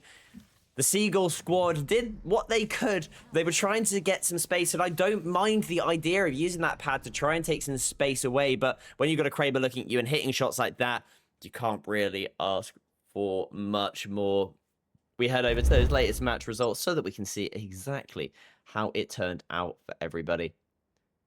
And that is how we Yeah, look. that Kraber shot at the end was just absolutely nasty. That was a beautiful shot. That I mean, we kind of knew that Team Six were going to win that one, Rosh and Co. But that shot just like put the final nail in the coffin, right? The other team didn't really have much that they could do after that. But yeah, fair play. 16 kill game in first place. That's a massive statement game right there, Ben. It certainly was. Zenit coming out as your kill leader and your damage leader. Just over 2k themselves with 7 kills. It was a top-heavy lobby when it came to the KP. Our first place team, our second place team, and our fourth place team all into the double digits, with only one other team above 5 kills. So top heavy, that is for sure. We'll have to look and see how that has impacted the overall leaderboards as it currently stands. This is what we're looking like. Zoven is maintaining first place, but is now drawing with Nono. So Nono is doing a good job of pushing themselves Keeping up it into competitive, contestant. yeah. Absolutely. Capo, who we have seen obviously quite a bit or in 6th position, but it was Zenit, our kill leader and our damage leader, now into 7th position alongside 6-7 Rudy and Rosh. They are obviously, must be playing as a trio with all with the same amount of points as it stands. So the squad doing well for themselves there and to put themselves in 7, 8, and 9th. You know what, Ben? When I look at that leaderboard, it is just so refreshing for me as a caster to see that there are some players within the top 20 who don't even have 10 kills who are still in contention, because consistency is what matters. If you can get to those end games and do it with a couple of kills, like look at fourth place, 11 kills only with 515 points, only 15 behind first place who has 33. Go for the end game. I cannot stress enough. If you're watching and you think, oh, I don't want to do it, like, people will run it down, play for the end game. You could still be walking away with prize money. Get yourself onto that premium subscription. Get yourself into a position to win some money. And I can guarantee, if you can be consistent with your placement, even if you're not the biggest fragger in the game, you will walk away with something. And it's so refreshing to see. We've got another code, Ben. Lobby is filling, so I just thought I'd call that out. We'll get in there before it moves on. Oh no, it's just started. I think we No. just missed it. We just missed it. No. Oh, that is Unfortunate. heartbreaking. Well, if you want to speed up the process of us getting into a new game, you can see down the bottom left right now, 52 players in the queue. If you want to get yourself in there, CCE.GG. That is where you need to go to get yourself in the lobby to be casted over by myself and the wonderful, beautiful dulcet tones of Scott Conversion. Get yourself to Hey, thanks, man. CCE.GG. For a second, I thought it was like a Valentine's event. I was like, hey, what month are we in? Because this man's flirting with me right now. But hey, I appreciate it, man. It's always a pleasure to be casting alongside you, Ben, and seeing these games. We've got 60 in the queue. We are going to have a new lobby filling out in no time. So very, very excited to see what is going to unfold very, very soon. Waiting for that code. We're going to get straight into that. But hey, a new queue is starting to form. So 60 players already snapped up into that lobby. Very, very exciting. Absolutely. We're going to load on in, make sure that we are ready to go on this next one. And meanwhile, it is the World Cup happening right now. This also is in its way not a World Cup, but it is a multinational tournament. And we now, I believe, are going onto the NA servers. We've been playing on the EU ones. We've been seeing some great Amir action. Obviously, yesterday in the solo queue, we saw France dominating when it came to the overall standings. Now, we're going to be in the comp queue, and we're going to be going onto the NA servers. So if you're from America or somewhere in North America, get yourself in. Get yourself on the home advantage, just like the United States are at the moment in the World Cup. Speaking of, I was wearing Canada top on Friday to represent Canada, who were playing at the time.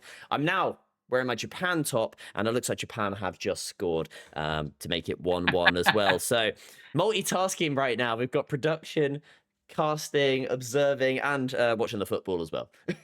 He's got so many screens in front of him. I'm sure it's like the Millennium Falcon right now. I've only got 3 in front of me, but even still, unbelievable. And hey, I have to say, I'm not a huge football fan, Ben, but I respect the fact that it's bringing everyone together, and I'm loving seeing all the videos of Boston police absolutely enjoying the Scottish, where there's not a party without the Scottish, which is why Absolutely. probably you bring me or Mark in for some of these casts, right? It's exactly. You can't. It's just boring with just the English. I've got to get some Scotsmen in here. Fair, fair. So I don't really know what to expect on this one because we've got Crypto, Alter, Axel, and Caustic Band again. Oh wait, no, sorry, That this was the lobby previous one. just closed out. That one's so yeah. If you go to well, this one's now just voting for at the moment. So the votes are happening as it currently stands. It looks like we've got some different players in this one, which I absolutely love to see. We Love are it. also seeing some different ones as well. So some similar names, including the Seagulls. They are back in this one, which is great to see in team number 6. And yeah, just a few other names, which is I think it looks like we might have a 19 squad lobby in this one here. But yeah, votes are coming in for the map. Votes are also coming in for the legend bands. Whilst that happens, I'm going to hit you with a short intermission sponsored by the wonderful folks over at Shareplay, our streaming partner for the CCE solo queue and comp queue. They are doing Shareplay a very exciting tournament a little bit later this year. We will have more details on it very soon. But in the meanwhile, watch this video, get yourself excited because it's coming to both Apex and to Fortnite.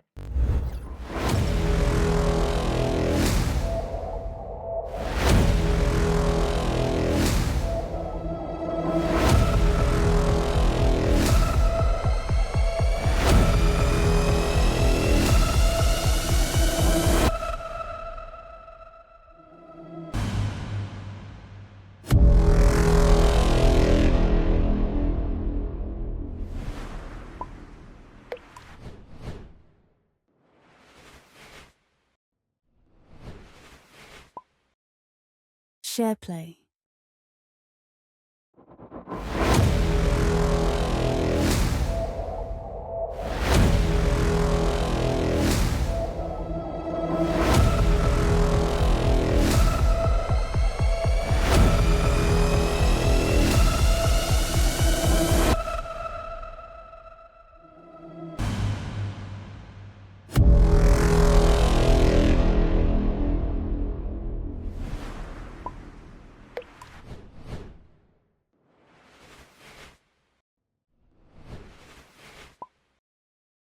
Shareplay.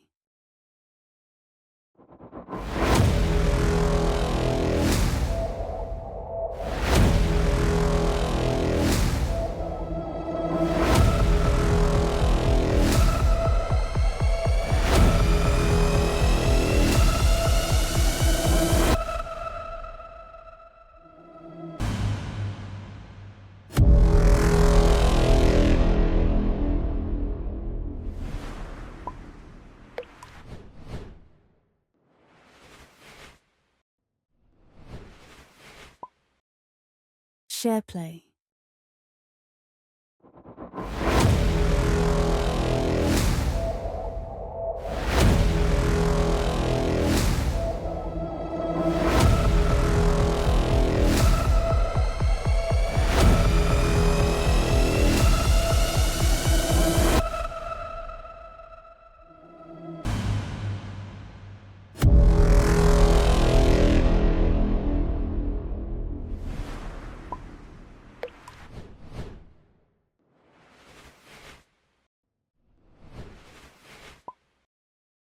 Shareplay.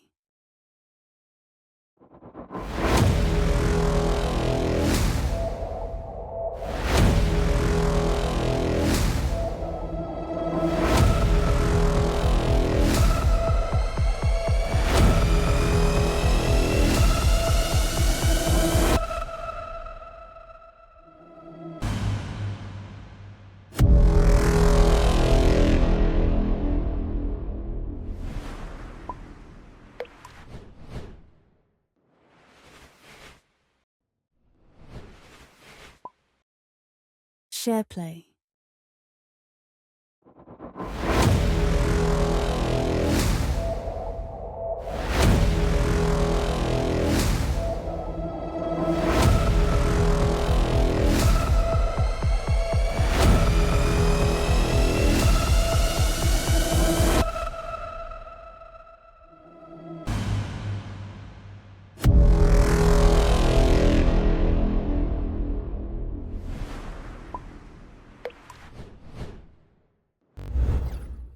And we're back again. We appreciate you sticking with us on this main cast. We're going back to World's Edge for game number 4, voted by the players.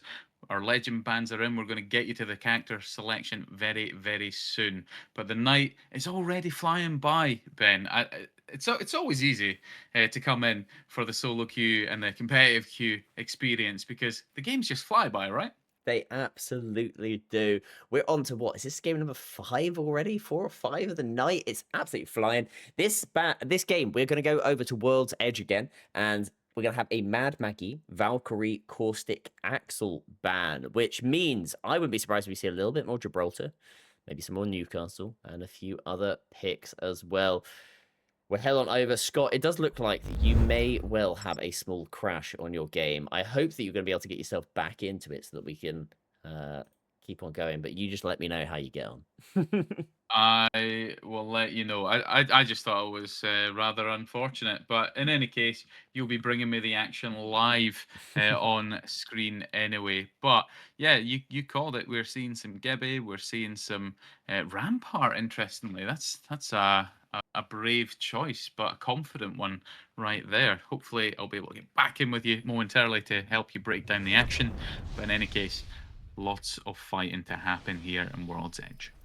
Absolutely. We're going to go bounce on over to Cheesupper, Jamstein and co, who are going to be playing the Watson, Gibraltar and Alter pick. I really hope that, for my sake, Joker heads on down to that console so that he can get a scan and we can see where we're going to be going next. But the reason I've jumped on board with these guys is that they have done extremely well over the history of the solo queue league. All of these players, I believe, have pushed themselves up into that top 5, even winning weeks in the past. So this is a team I'm definitely going to be wanting to keep my eyes on over the course of this evening for hope that they're going to be able to do something. The angle on that, not quite hitting, not quite, oh, you know what, we'll take a purple. It's not quite a gold, but we'll take it anyway. Bear with me 2 seconds. Oh, no I worries at think all. I'm back in, but it's kind of lagging for me. So what I'm going to do, I'm just going to do another quick restart. It did put me back in the observer slot, but I will quickly do another restart and hope that that lag does eliminate. So bringing us the action, Jamstein, a very popular name, as I've seen many times in the solo queue experience. And we're seeing it pull south this time, all the way to launch site. Always can get a really good endgame there, but whether or not the teams allow it to get to endgame is going to be the question, Ben. That is indeed going to be the question, particularly when Team 11, who land there, are now going to be getting aggressed upon by Team number 6. It is going to be the blue, the not evil, two-legged blue seagull.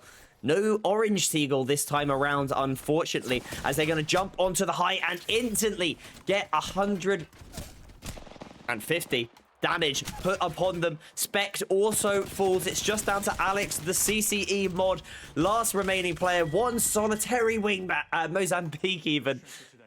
It's not going to be enough. Team 6 out of this lobby. Your first team eliminated. We're down to 19 squads, and Joker is now going to be picking up kills. That's going to be Team 3. And they're going to be fighting up against number Team 17, who pushed up and tries to get aggressive onto them. Crazy. Taken on out as Bangalore puts down some smoke and is going to be able to get the revive. Meanwhile, CRG Plays has pushed on up and is trying to get aggressive and stop any type of reset happening. Unfortunately for them, the reset has happened. So it is a straight 3v3 once again, Scott. Absolutely. Now, I do have to apologize. I feel like I'm having quite a few technical issues right now, so I might have to just kindly pass it over to you for the time being. If you just give me a few moments to try and resolve that, and I'll be with you in a moment, Ben. Absolutely, I'll keep on going. Joker has managed to take down Kezi, is now going to be inside of this building on the Watson pylon. And now they have actually been left all alone. So Joker is going to have to decide whether they want to try and stay here and keep on aggressing, or whether they're going to be bouncing on back. They're now getting some altar portals put onto them, and they're going to have to be very careful. But Team 19 have actually decided to bounce on away. I think this is the right decision. You've got an armor disadvantage, and you've got a Team 3 who've been fighting very well. So Team 3, done a good job, have held off that push. Meanwhile, we're going to look at this ring, see where the next fight is happening, and it does look like Team 5 and Team 12 do seem to be in a little bit of a poke battle over here at staging. Ray portal hit.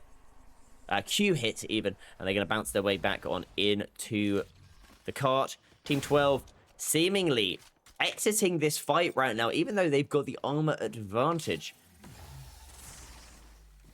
It'll be Team 5 who are doing what they can to keep on being aggressive.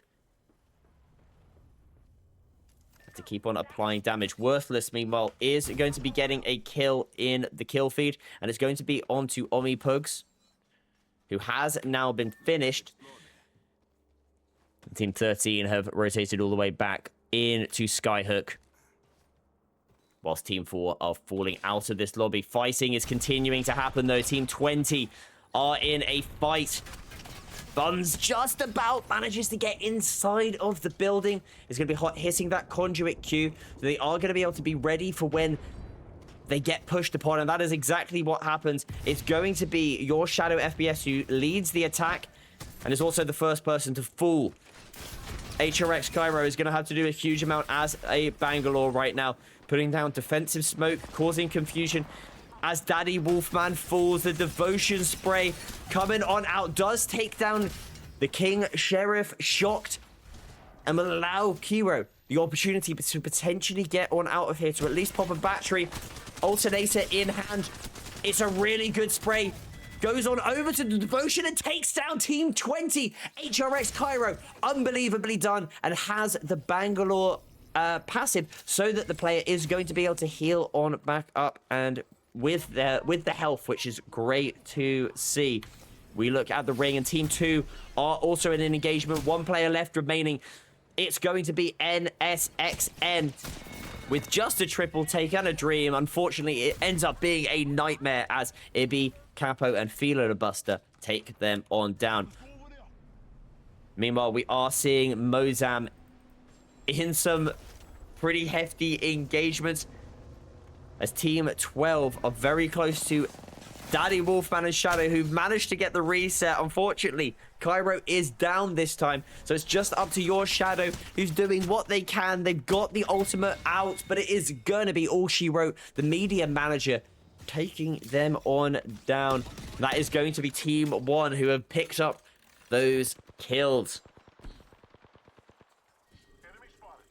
This is an aggressive fight right now, I do have to say, Scott, as Team 12 and 13 are in a fight. And actually, the solo of the Seer with no health left remaining goes, you know what? I'm just going to hit a finisher right now just for the style points alone. I absolutely rate that right there from Find Out. He knew that he was dead. So here you go, style points out here. I'm going to hit a finisher onto this player deep inside the zone. I will die. I know this for a fact, but it looked cool while I did it.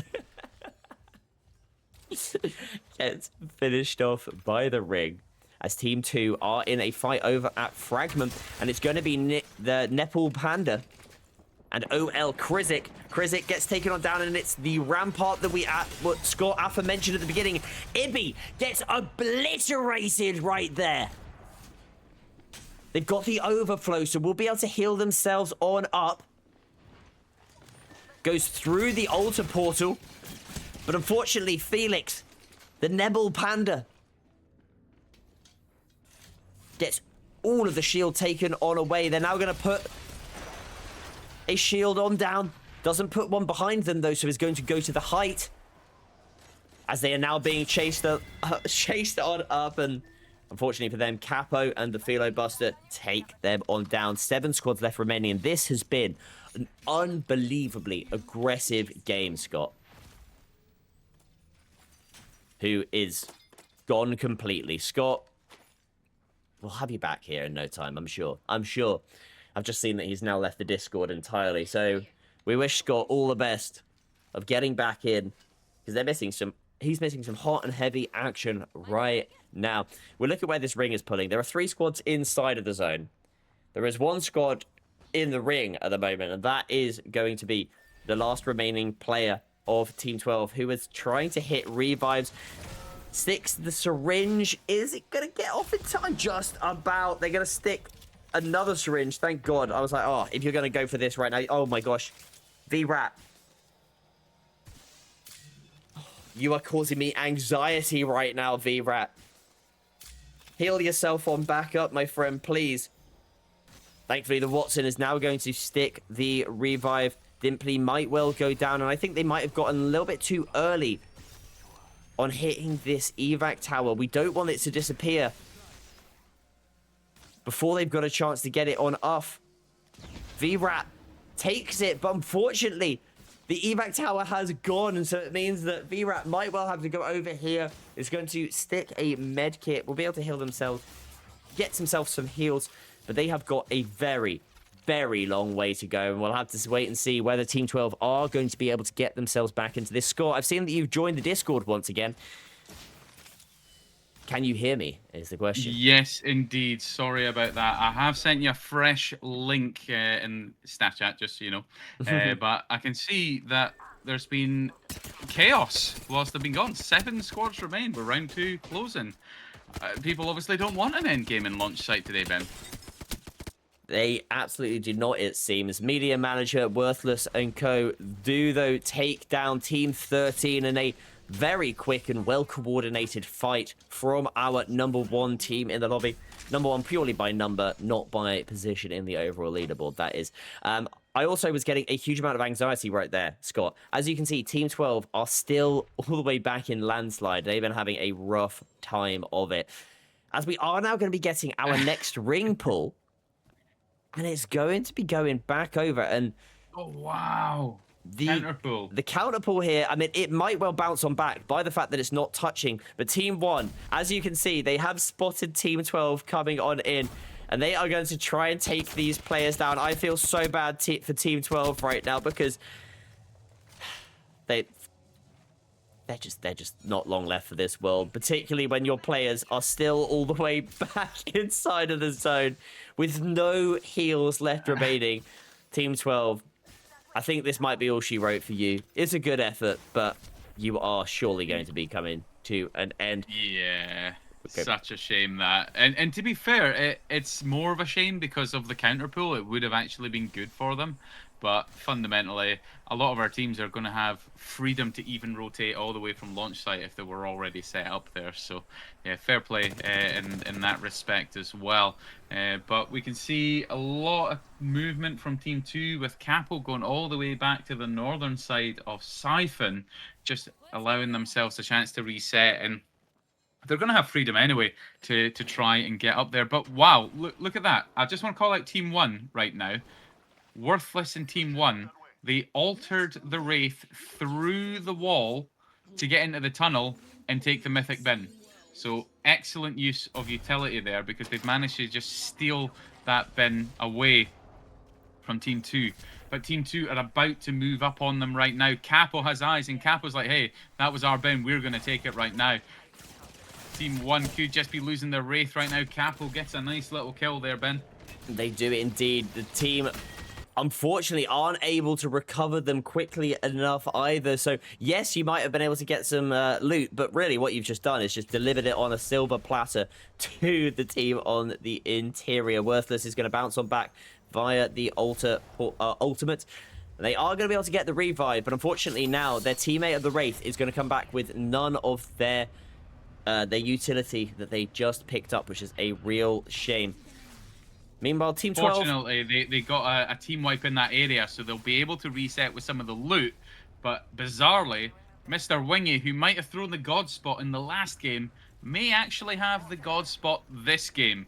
Will that overconfidence as a predator send them away back to the lobby early? No, because they're calling to get set up with the Newcastle. So Mr. Wingy setting up nicely there with Dusty right now. They're going to lock down God spot. So yeah, this could be a team 11. I know there's only 5 squads left, Ben, but this could be the team that go on to win the game by playing from here. It most certainly could, Mr. Wingy. Holding on the interior, and we saw there that there was a counter pull away from Lava Cypher, and now it's bounced on back on in, which I was kind of expecting based on just sort of where that ring was going. It's been pretty fun trying to guess all of these rings, and Team 11 have done a great job of predicting exactly that. They've also got a G7 Scout in hand as well, which can't be too mad at.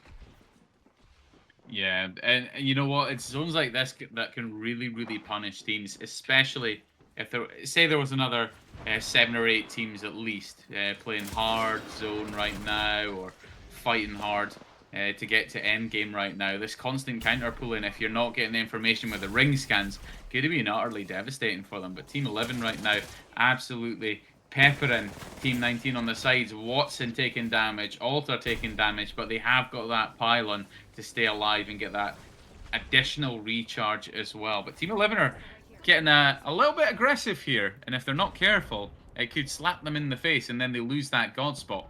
They know they're up against an Alter though, Ben, so they just can't afford any mistakes right now. I think what Dusty's doing right now is exactly what I'd want them to do, which is more just like trying to keep on destroying the Watson fences, be annoying. I mean, I said do what Dusty's doing. That was more staying up on the height and be annoying, not completely swing on out and get taken on down. But now they have managed to get some kills themselves, and they have got the opportunity to get Dusty back onto their feet as Mr. Wingy swings on around that corner, takes damage via the Watson fences, and that is definitely not a happy fence if you're Mr. Wingy. But look at that lovely little cue there from Mozam, quickly dropping those Evo shields to get reset, and they're pretty safe because right now it's a solo capo on team number 3 trying to fight for survival right now against team number 1, but team 2 eliminated, team 1 down to a duo. Team 11 are likely going to go on to win the game. They've got the height, they've got the zone. Just so many fights that were isolated in towards the end there because there's so few teams that the game's just practically ended itself for us. But Mr. Wingy & Co. now moving out to the compound, which is arguably a strong spot to play from. They've identified where the Nexus is. They're peppering now with the G7. Nice bang ult there from Wingy to just close off the retreat. Going for that rotate to try and surprise from behind. Maybe going to be enough to do some additional damage, get some damage from above, get that knock, goes up against a Gibby, a dangerous thing to do against a Gibby with a shotgun, but this could be enough. Mr. Wingy goes down, great counter push from them though. It's only going to be Mozam left. Are they going to lose this one out? They do indeed, and maybe just a little bit too excited there coming in from Mr. Wingy. Yes, you got a lot of damage on to that Gibraltar, but because they had an Axle, they were able to just queue straight on through the wall and come out from behind. Worthless and their Wraith doing a great job of protecting their Gibraltar and capitalizing on a little bit of eagerness and a little bit of split play as well coming in. Mr. Wingy was not playing as a team right there. Yes, you might have been playing very well, getting a lovely 15 kills as a squad, but it's not going to be enough to come away as your winners of that lobby. We're going to go over and look at that latest match and see how it looked in the overalls. You can see that Worthless & Co. coming out as your champions with 16 kills. Just behind them was Wingy with 15 kills. And third place goes to Capo & Co. with 8. Kind of crazy kill split there. If you look at the top 2 teams taking over half of the lobby between them, is just kind of crazy. But hey, that's the way it goes on Apex sometimes, and maybe that's why people are voting for World's Edge, because World's Edge is one of those maps where you've got that comfort, you've got that confidence, and Mr. Wingy was playing with confidence there in towards the end, but the trouble is that hipfire was mostly just hitting that Gibby gun shield. Any other legend in that spray takes him down. but because it was Gibby, that's the only reason that Mr. Wingy wasn't able to land those shots and ended up going down in trade. Like you said, that altar going through the rock was just the turning point of that final fight. So Worthless and Co, fair play, you know, because they were actually down to a duo after taking care of Team Capo, who was a solo. But even as a duo, they managed to get themselves reset and got set up to be able to take the fight to Wingy, Mozam, and Dusty there. But hey, what to expect in the next one, because apologies to you, Ben, and our viewers for my issues there, but I missed most of the action. I came back, there was only 7 squads left. You did indeed, and I would get yourself quickly into the next game if you can. I've just managed to cancel that one there. We've got a new lobby already up. Do let me know if you need me to kick somebody, because I will do that. I seem to be in. Apologies, I had to refresh my caster dashboard as well, but I am in. And looking at that, Team 4, Charge, Genji, and Weber, the whole Heavener team trying to rocket in slot 4. If you guys don't do well, like, Charge is an exceptional player. Genji, very, very strong fragger as well. Weber, I can't say I know much about, but Charge is just one of those players that has, for a long, long time, just developed very, very nicely in that EMEA scene. But these guys are going to be playing as a full squad who are arguably very strong, but also going to be a little nerfed with that NA ping as well. So who knows? Can they turn it into an opportunity in E-District, Ben? We'll have to wait and see. As there you are. Your beautiful face has now reappeared back up. I was talking to the void right there, just hearing voices from the world beyond, like Wraith in here. But now you're back in. You can see your lovely face, and we'll be able to get into our next game, which, if I'm not mistaken, is going to be over on E-District. And looking here at my other monitor, we've got some slightly different bands. We're keeping with the same usual suspects of Caustic and Axel, but we're actually getting a Newcastle and a Valkyrie band, which means we might well see some crypto. Yeah, I think it'll only be confident teams that are going to whip out Crypto if he does come out. We're seeing a lot of Watson come out tonight, so smart teams will be thinking, hey, if Crypto's free, I'm going to take him, because it's just the smart thing to do. You want to have that legend that can easily take away a lot of that utility that Watson can set up, or any other control legend for that matter. So Crypto is going to be key, really. And fundamentally, you got to look at how the lobbies are playing as well. They're thinning out very quickly. People are confidently taking away a lot of the threats, as it were. So that's also the double-edged sword of having a crypto, because if you're not fully set up with a crypto and there's not really people playing zone, you may lose out on some of that with people just full sending. And I can see Hybrid also playing as well, and team number 9, good to see Hybrid still playing, and then another one of those players who is just nicely developing within the scene as well. Absolutely. Lovely to see them in there. Some EMEA representation whilst we are obviously on the NA servers. Also, thank you so much to everybody who is tuning in to the live streams, whether you are on our partner streaming platform of Shareplay or obviously over on the purple app of Twitch. It is wonderful to have you here. I can see loads of people chatting away, and do let us know, as we jump into this next one, which team you think are going to be going away with the win.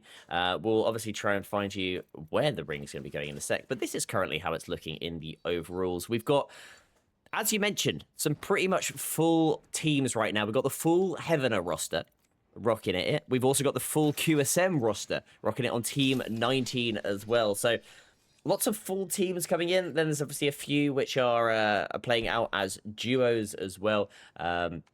So, yeah, I'm excited to see how we get on here. Yeah, and I send my apologies because I think my game has just crashed again. Apex is just not enjoying me tonight as well. And this is my brand new PC. Well, I say brand new. It's my newer PC, a good 7-8 months old now. So Apex is just not liking me today. So I'm going to be getting the action live from your POV right now. So yeah, as you say, we've got teams now rocking a full roster. And it's that curious setup right now with the current rule set where, you know what? Maybe it could go against some of the people who were queuing solo and not really in a position to bring their full squad. But equally, it's got to be a bit of a humbling experience even for those full squads, because if they can't make it work, despite being a full stack, you've got to start asking questions as to what's going wrong with our play and what do we need to work on today. I think the thing which is also slightly different potentially in this is how people are playing. You may say that maybe they're playing a bit more aggressive in this setup because obviously people are playing for prize money and they're thinking, you know what, we're going to take some fights. Maybe you can't play the way which you would normally do in a comp setting, and I think that's what's always so interesting because you're not going against the same teams every single time. You can't predict how players are going to play. That being said, you can predict that Old Town and Humber are going to get into a fight, and that's exactly what has happened from the get-go here. Always the case, and if it's not Humber, it's that street area and stadium, which stadium was empty this drop as well, so we can rely on good old Humber Old Town, as you pointed out there. But Team 19 right now, already down a body, and it is Team 4, Heavener, on the White Evo right now. So Team 10, sorry, chasing down Heavener. But Cheese Suppers managed to get themselves up to Blue Evo as well. And having that Rampart as well, at least when they're in the zone area, it's going to give them an opportunity to obviously get that additional bit of Evo. But Team 2 right now, in goes the Maggie Ball, Ben. Lots of damage. In goes the Maggie Ball. A good use of that Maggie Ball. They've managed to get the kills. The Q goes on down. They're trying to finish this one off. RE45 in hands. They swap to the Nemesis. The Nemesis just about doing it. Capo doing it with 50 HP left remaining. They're going to be able to get the revive onto Filobuster, and they will get the reset onto Tenmu. Thankfully, I was about to say they might have somebody coming in though soon, so they've got to be careful. Meanwhile, we're going to jump straight on over to Team 18, who have taken down Team 11, it looks like. As Team 14 have got one player left remaining up on the height. Yeah, the third party's coming in strong. It's Team 9, fully healthy. Hybrid and Co. Gotta give a shout out to my boy Hybrid, because he used to play on one of my comp teams. He's just one of those very, very nasty MNK players. He can get that jittery aim, he can aim true, and he's got that absolutely devastating movement. He's not afraid to send it, and that's exactly what he is doing right now on Maggie. You can hear the commotion from Team 15, but it's not going to be enough. Look at that. That's all you need is confidence in a swing. Taps race around the corner and nicely finishes that player off as well. Hybrid taken out. Just finding out exactly about his movement. This is also going to be VRAT who is playing. VRAT was the player on Team 12 in the last game who had that terrible time deep inside of the zone trying to get resets and ended up going on out. Now, obviously, he must be playing as a solo here tonight because these are two new players that he's playing with. So maybe this is going to be a slightly better situation for VRAT up with Hybrid. They have obviously seen that last remaining player. They're trying to get the kill onto them. But it doesn't look like they actually know where that player is. Actually, they've spotted them now. And Hybrid is just going on the push. That's just what he does, honestly. It's one of the real pleasures I had watching him work back in the days of Team Resurgence, which was our team at the time. And, you know, I think I was one of the few people who actually paid for a content team in EMEA, as a fun fact. But another fight breaking out. Nice shots there from Chef. Team 7 takes down Gibby with a wingman, but goes down at the same time. LCG Toxins manages to dance around with Fuse with that knuckle jumper, being chased by the final player in Capo, and Capo's going to feel good about this one. You can't stop to bat when you've got someone like Capo on your heels, because he's just going to do just that. Toxins goes down to Capo, and they're going to get a reset on team number 2. Reset has happened. This is just fighting central right now. We go straight over to OL Krizik, who is going to be in another fight. There is a Crypto in the lobby, and that Crypto is going to belong to Colo, who is down below, waiting for Krizik to drop on down. They weren't quite able to... Krizik wasn't able to catch them out because Colo knew exactly where they were coming from. And with the help of their teammate, they were able to get the knock onto the player. We're now down to a 2 versus 3. Which has straight away been turned into a 1 versus 2. Brilliantly done by team number 5. And now that other team is just going to be running for the hills. They're going to get the revive, which is wonderful to see. And team 13 going to be trying to reset from this one. Cheese Supper and Co. are now also getting some kills. That seems to be up here, potentially, in the team 16 versus team 9. No, this is Hybrid, who is in a 3 versus 3. 3 versus 2, just like that. Gibby goes down, and that was a lovely beam, and then they full swing and pretty much meatball into Hybrid and Co. Team 9 go down, and I've got to call out as well, Heavener have gone. And Genji, I love you, man, and this is why I'm going to say it, but I'm just going to say how you would say it. What are we doing? I can hear it coming out of your mouth, my man. But back to the lobby for Heavener as well. 11 squads remain, Zone 2, and looking at that map, it is just a mess. People are not where they should be. They are just playing pubs in this competition. But another fight breaking out, Ben. Team number 2 facing off against Team 18. And team number 2 have lost the first player. Capo goes down, so it's going to be defensive bombardments. And this is certainly going to be defensive. There's no offense to those bombardments. They're trying to stop a push from coming in, but the push is still happening as a Bangalore ult falls, and it might be a potential knock. A no, the Gibby bubble comes on down as the Rolling Thunder takes down KZ. Really, really nice. And that kill feed is just lighting up again. It's just fights everywhere. We have only got 1 team in the zone, 2 now going in. And just people hoping to get a reset and get another chance to live. Again, Team 16 in a fight just now, Ben. They are indeed, and they've got the Seer ultimate out. They're trying to find where this team are.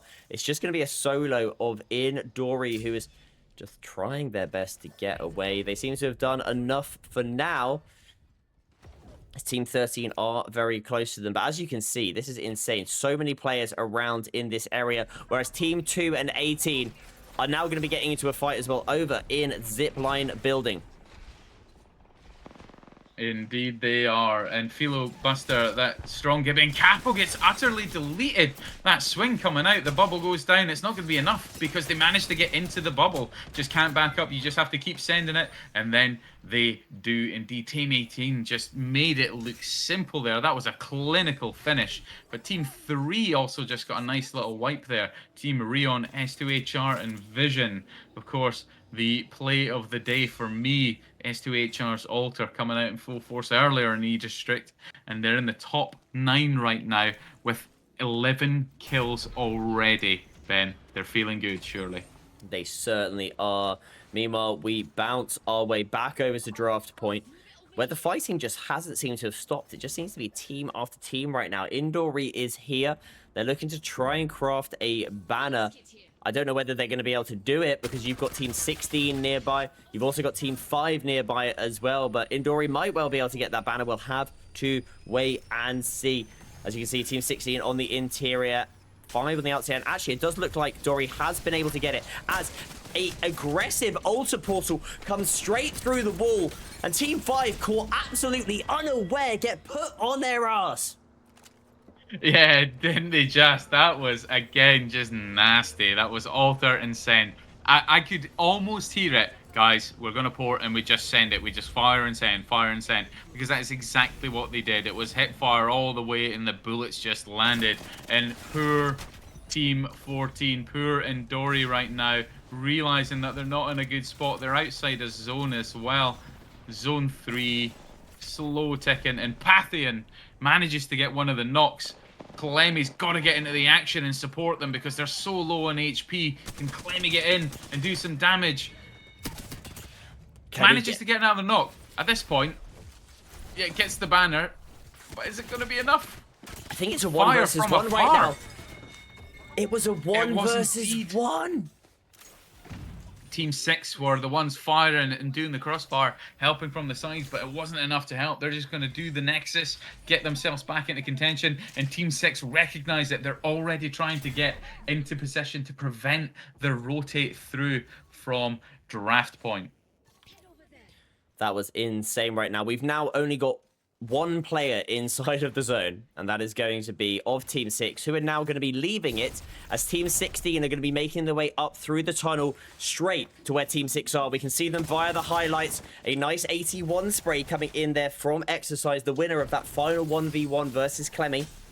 And now the teammates come on in, and through the wall they go once again. Can they do a repeat of what we saw just a moment ago? At the moment, it's not looking great Hey, don't rule it out. Fadeaway is feeling confident. You've got a fully healthy Sparrow and manages to mop up Team 16. They're going to get a full reset because they're completely alone on this side of the map. But in hot pursuit of team number 10 right now is Team 3. Feeling confident, and I think they're just going to full send it. Lovely little play there by Team 3, because Team 10 are now fully running. Nebel Panda, Cheese Supper are the first to go down. The others are going to try and support, but they just don't have the health to do this fight. They don't. One player left remaining. One player taken down even. And they are now going to be getting pushed into the queue. Does go Joker. They do have rampart walls though, and it is going to allow Nepal Panda to actually spray, and there's no praying right there because they are hitting all those shots. And it's enough to stop the push for now, but as you can see via the highlights, there's a team right in front of them. It's not looking great for Team 10. I feel bad for them. It just feels like they've been playing Run Legends, not Apex Legends. And Team 18, now that that window is there, it's just so easy to push these rooms. So Rampart had the right idea in blocking the door. Nebel Panda went for it, but that window, HX Leave managed to just get straight in. And hey, it doesn't matter if the window's open because you're up against an alter team anyway. But yeah, good play from them. Team 10 somehow still alive. Joker, solo, running for dear life right now. Indeed, as RVT takes down a player and Vision also takes down a player. We jump straight on over to the Vision, who gets the finish. I think that they just took a Nexus. I think Team 3 just ratted a Nexus for that kill, just for intel there for our viewers. So Team 3 just bullying people right now, Ben. Team 3 are having a wonderful time of it. 5 kill or 10 KP already for Vision. Obviously, assists count just as much as a kill in the solo queue league.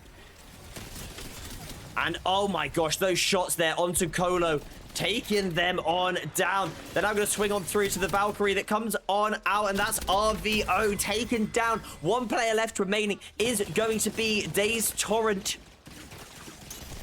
who is going to be put into a daze themselves, wondering how they got taken down just so quickly. And it was pretty much down to that RE45 from that player. We've now got a Kraber on board with S2. Your MVP moment player of the night. This team wins the game because everyone else is just outside a zone. They're going to take a lot of space right now. If they can just stop other teams from crossing the bridge and keep them in that low ground area, they're just going to... It's fish in a barrel, really. Especially if we've got a Kraber with infinite ammo on spec as well. So fade away. Going to be the solo on Team 6, trying to rotate into something safe, but recognizes they just don't have much to work with. Other teams are going to be fighting, though. Team 18 and Team 10 right now can't afford to be fighting at this point of the zone. They're just staying back to go for kills and hoping to get a top 3 position. But Joker and Co, Cheese Supper, Nebel Panda probably going to die out to the zone again. Yeah. That's lovely the Kraber. shot. Lovely shot with the Kraber. Nasty. Nasty. And it's just one player left remaining. It's just going to be Cheese Supper. By the way, I have a big shout out to Team 10 here. They got taken down to just one player left remaining, Joker, who got a full reset onto the team.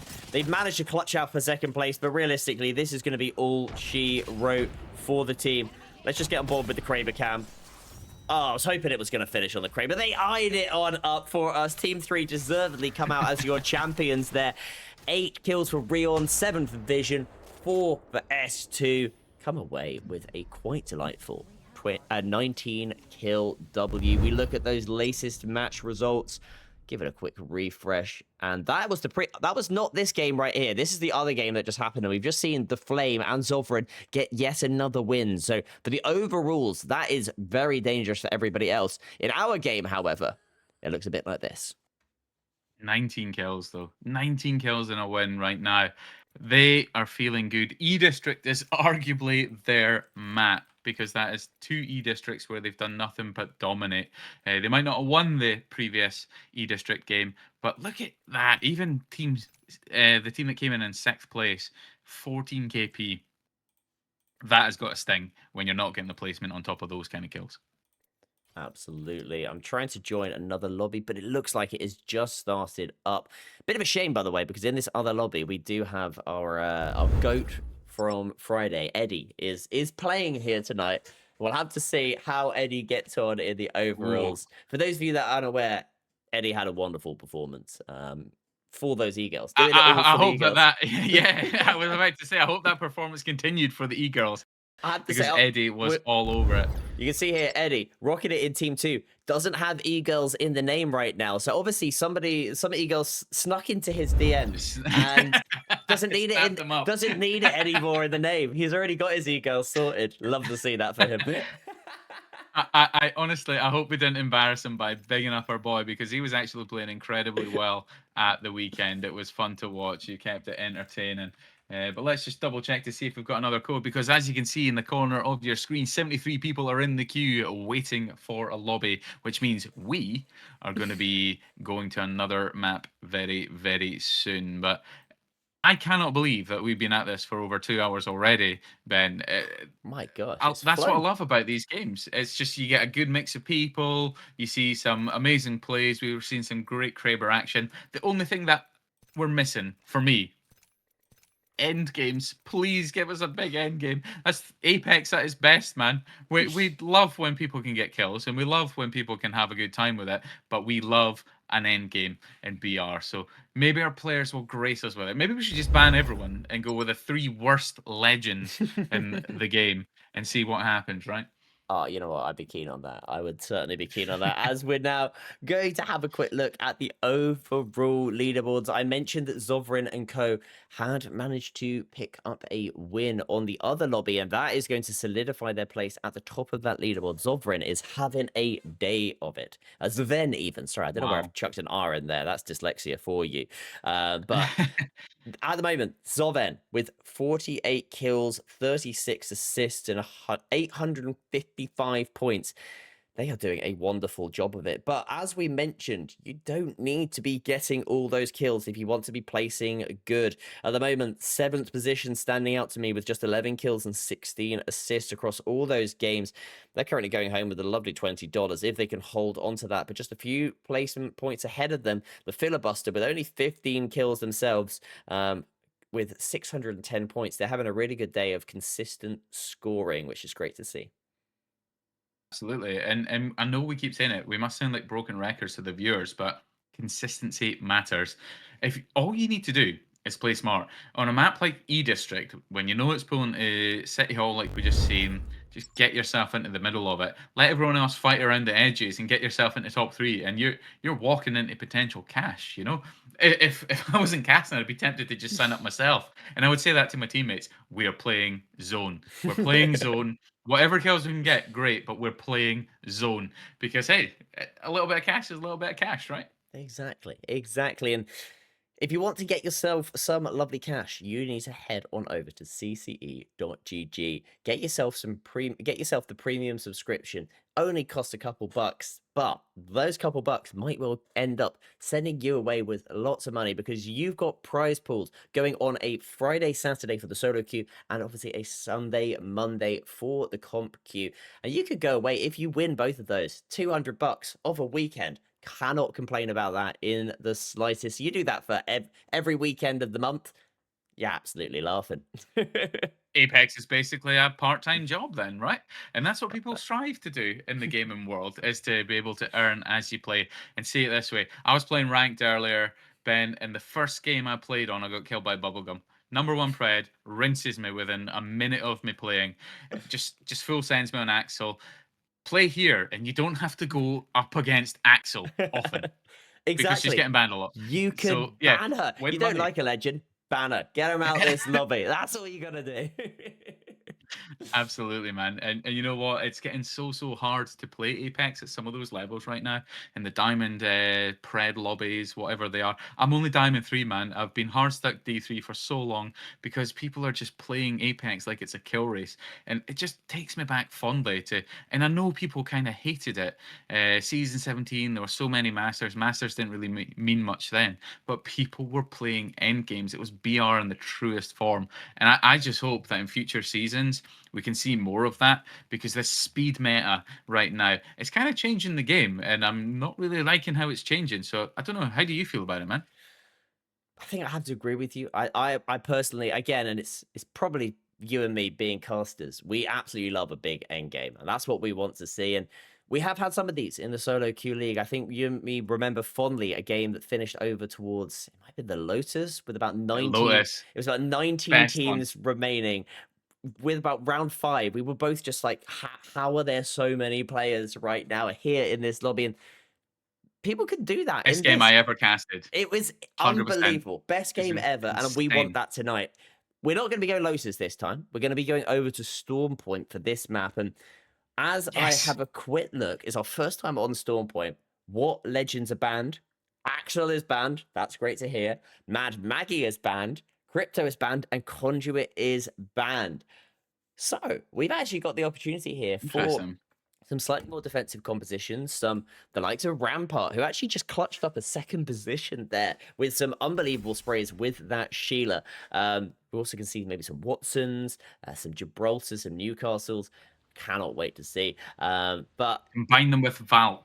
That's all I'll say. Valk. Combine them with Valk. If I'm these players right now, Newcastle, Gibby, Valk, take the 3 of them and play for endgame, and you're going to be there, Ben. 100%. Absolutely. In the chat, by the way, I can see people saying, let me know when I can join. You can join this right now. As I mentioned, CCE.gg. Go sign yourself up. At the moment, 51 players in the queue down in the bottom left of your screen. You can make that 52 players if you go join. Trying to touch my hand there, Scott. It's more like kind of that way. Yeah, I'll remember that. just in there in the corner. Yeah.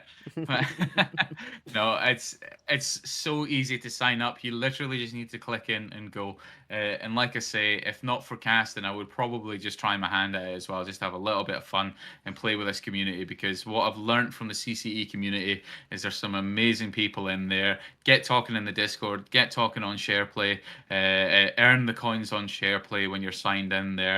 And get to know this community. It's been showcased on LGS for a reason. We're hoping to see more and more people come in here, and hopefully with more people comes a better spread in terms of skill, so you can help improve these lobbies by simply playing in them. So let's have some fun over in the solo queue league. But character select is up. Flame of Ambition. It's a bit of a Seer crutch, I'm noticing, Ben.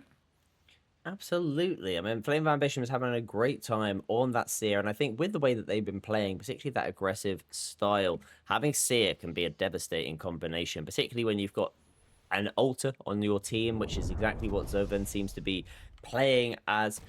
They've also obviously got the Humbleosaurus as well, who is rocking the Catalyst on team number 1.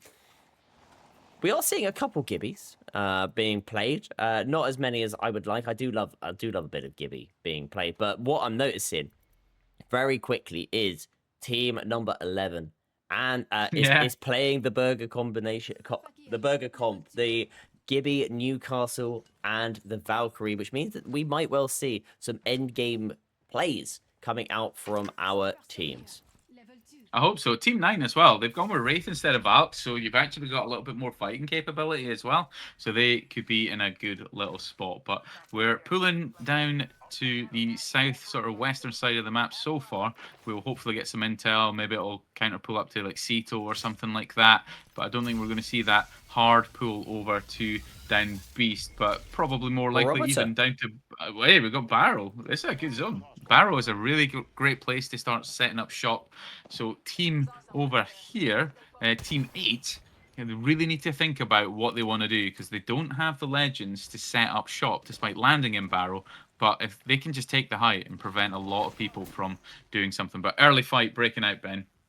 It is, and it's team 2 who have pushed up from the launchpad area, have instantly gone straight to where team 17 are located in Devastated Coast, as there is also a fight up at Stormcatcher and potentially at Mill. So Scott, if you can keep an eye on those other fights for me, and you know, well, this one's taking a while. We're going to bounce straight on over to your fight. If you can also just keep an eye on your screen on the Mill fight as well, because there's 3 teams rotating up towards that way.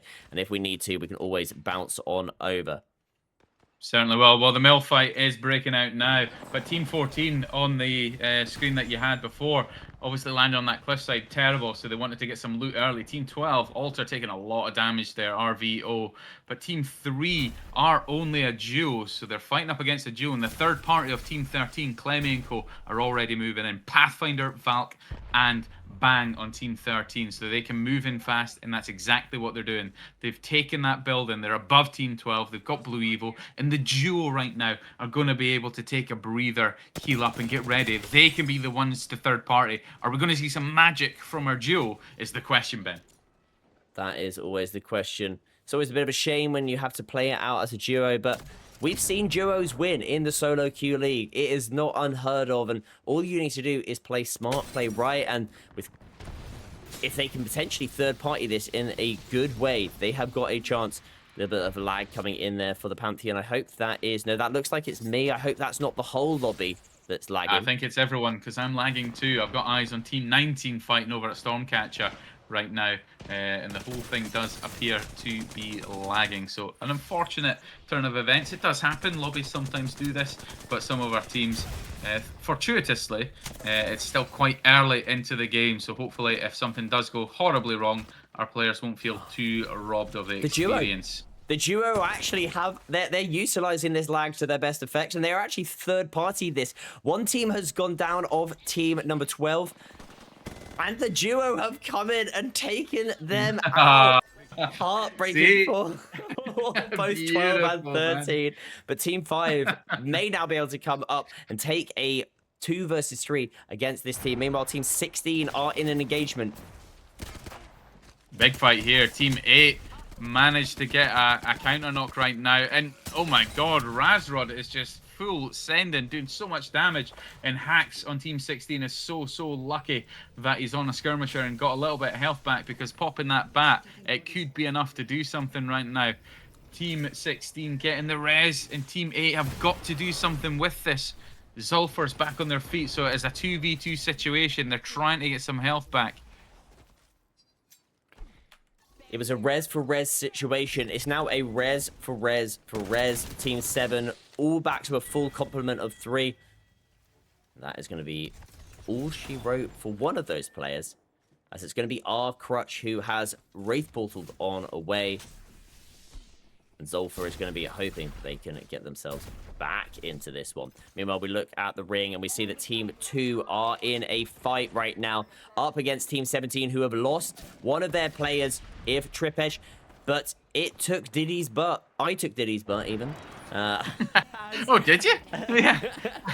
Not me personally, but the oiler became the oiled there, oh, Ben. Oh my lord, what is this? What is this casting we're hearing right now? And also, what are these names? You're putting me in a sticky situation, and I'm sure that's something which this... Oh man, keep digging, my man. Keep digging. Meanwhile, hey. Diddy is back up on his feet. And they're now going to be using that Bangalore smoke and the altar to get on away and out of this one.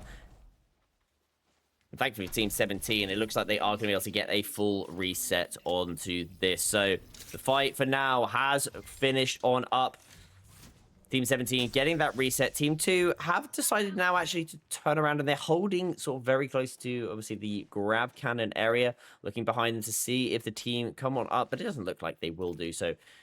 We'll look at the map and see where it comes. And actually, Team 14 are rotating from the zone. They are going to be going up against Diddy.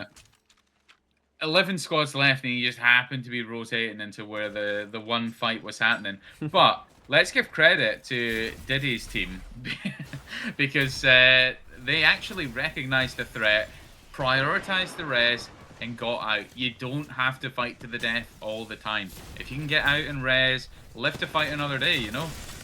The 3 R's. Retreat, recuperate, and re-engage. And then you can get back into the fight and hopefully play for the end game. But Team 14 taking some major damage right now, Ben. They are indeed an atypical. Gets taken on out. The Valkyrie falls. It's just down to the altar of Nasha, who at the moment is not in a great position. They're now being chased around this corner. R99 spray is delightful. Beautifully done from Nasha. The altar portal there, very weirdly positioned. They do manage, though, to get on up onto this height, and they're now going to hit the ultimate to potentially be able to drag their teammate back into this. Actually opting not to go for the drag of the teammate. Instead, they're going to bounce on up, use that grab cannon, hopefully get a little shield swap. and they'll be looking for a full reset. There isn't a crafter up there, so they're going to have to try and find one elsewhere. Meanwhile, Team 6 and Team 9 did seem to be having a little bit of a fight, whilst Team 11 are right above Team 1, who have just stuck a revive onto the Flame of Ambition. Yeah, it was really, really lucky that they had Alter there, because they managed to use the Nexus to get Ambition back. He was down and he was being shot at for the Thirst and just got out in time. But cannot rule out a player like that. He's recognizing the threat and he's going to do something with it. He's back onto the height. He's just exchanged height, but as a solo situation, lovely, lovely play there from Team 11 to just full send that, recognizing the situation. Flame of Ambition goes down. It's going to be a lone Zubbin who is just going to try and get the Thirst, gets a swap, and then just continues the retreat on Alter. Probably going to be down and out here right now. But no, Team 11, that Gibby, Valk, and Newcastle combination are prioritizing the heal and letting Zubbin get out of dodge. But on the third party is Team 7. Another Valk team. They said Valk and a Fuse, which means inside of this building is not a safe space to be. However, the Fuse did take a huge amount of damage. They're now going to look to do some little Skynades as a Gibraltar ultimate comes on out from Team 11. They're now going to put some bubbles down, and that burger combination is going to be able to allow them to get a full reset. And with the Newcastle wall up, it also means that they're going to stop any of those Fuse knuckle clusters coming on over the top. Unfortunately, they weren't holding the door, though. Rookie mistake there. Bit of a rookie mistake, because you've now lost both of your support legends, which is so unfortunate. Team 11 really could have gone on much longer had they held that door, put the shield down towards the door in case the knuckle cluster came out. And look at this, the Flame of Ambition on Team 1 is back, resin on the boxes. They're now fully safe. There's only 2 teams in battle. The winners of that last fight, Team 7 and Team 1, Flame of Ambition. I think they recognize it as well, because they're playing for the height. I think they're just going to go for it. But another fight in the interim. Team number 8. Oh no, sorry, Team 17 against Team 14, whereas we've got Team 16 and Team 8 also fighting. So 2 scraps on the edge of the zone right now. Absolutely. Team 8 are Crutch and Zuffer. They have not been able to get Razrod back into the action just yet. They don't even have a banner yet, so they're going to be having to make their way up. There isn't even a craft up here, so whether they're going to be able to even get their teammate back in is another question. Meanwhile, you can see this was the fight. We briefly tuned in on Team 14, have gone all the way down to Cascade Falls. They might look to try and craft a teammate back in, as Team 4 are also trying to heal inside of the zone. So lots of zone healing happening right now as Team 16 are also making their way through. And we're going to be seeing where this ring does pull next is the question. Yeah, this is probably going to be a deep barrow zone moving towards Team 7. So yeah, Team 7 are holding some prime real estate right now. In a truly competitive sense, most of these buildings would normally be taken. You'd have some teams down where Team 8 are as well, playing the rocks a little bit later into the game, because you can't play into that open space too early because height is still in contention. So yeah, teams are just going to play these buildings, be a little bit smart about it, and Team 8 going for that box res as well, just to get back up to a full complement. And they've done a great job of this. It's going to allow Razrod to instantly jump inside of the portal as well. And so they have now managed to reset fully. They're going to try and take the Crutch, but our Crutch wasn't able to climb the door. And is going to be put on down. Was it worth it is the question. Zofar is doing what they can. It's just up to our player of Razrod, who uses the Altar Portal ultimate to get on back. But it's really a trading one player's life for 2. I wouldn't say it was worth it there. No, and I'm looking at the fact that Team 1 are the ones on the height shooting down at that same fight as well, so being picked apart by the other team. And Humble Zorish right now, what you need to be prioritizing is getting those doors cat spiked and boarded up. Try and prevent anyone from taking your height or challenging your height. So Humble Zorish being kind of topped up a little bit with both the control perk and the overshield to be equivalent to red Evo. Just play those doors, set it up for your team. Team 17 under pressure though, Ben.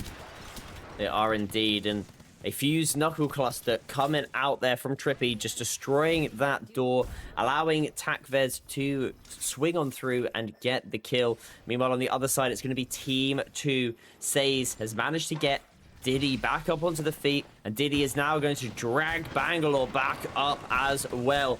Unfortunately, though, it's that fused knuckle cluster, as we mentioned, which is doing so much damage.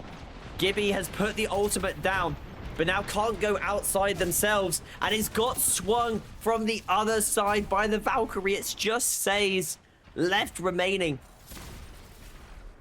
There is potentially a chance to reset. No, the zone is coming on in, so they're going to have to follow through the Valkyrie, the altar portal. Gets the shots onto the Valkyrie, but goes down for it. Team 17 pick up those kills and are now going to be able to get the reset, courtesy of that altar portal. Just on the exterior, it's the duo of Dusty and Mozam. Another duo in this lobby, and they've managed to make themselves up into the top 5. Unfortunately, Mozam is left on the floor, and Dusty is going to be hiding behind a wall.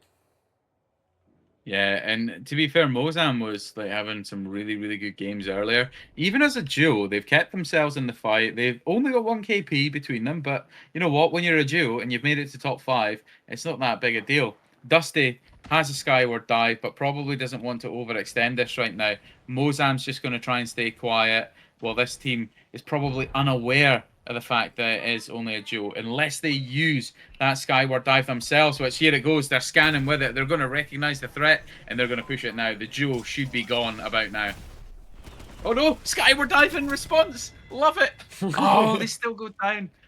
Unbelievable, but hey, recognized the threat and just thought, I'm ripping this.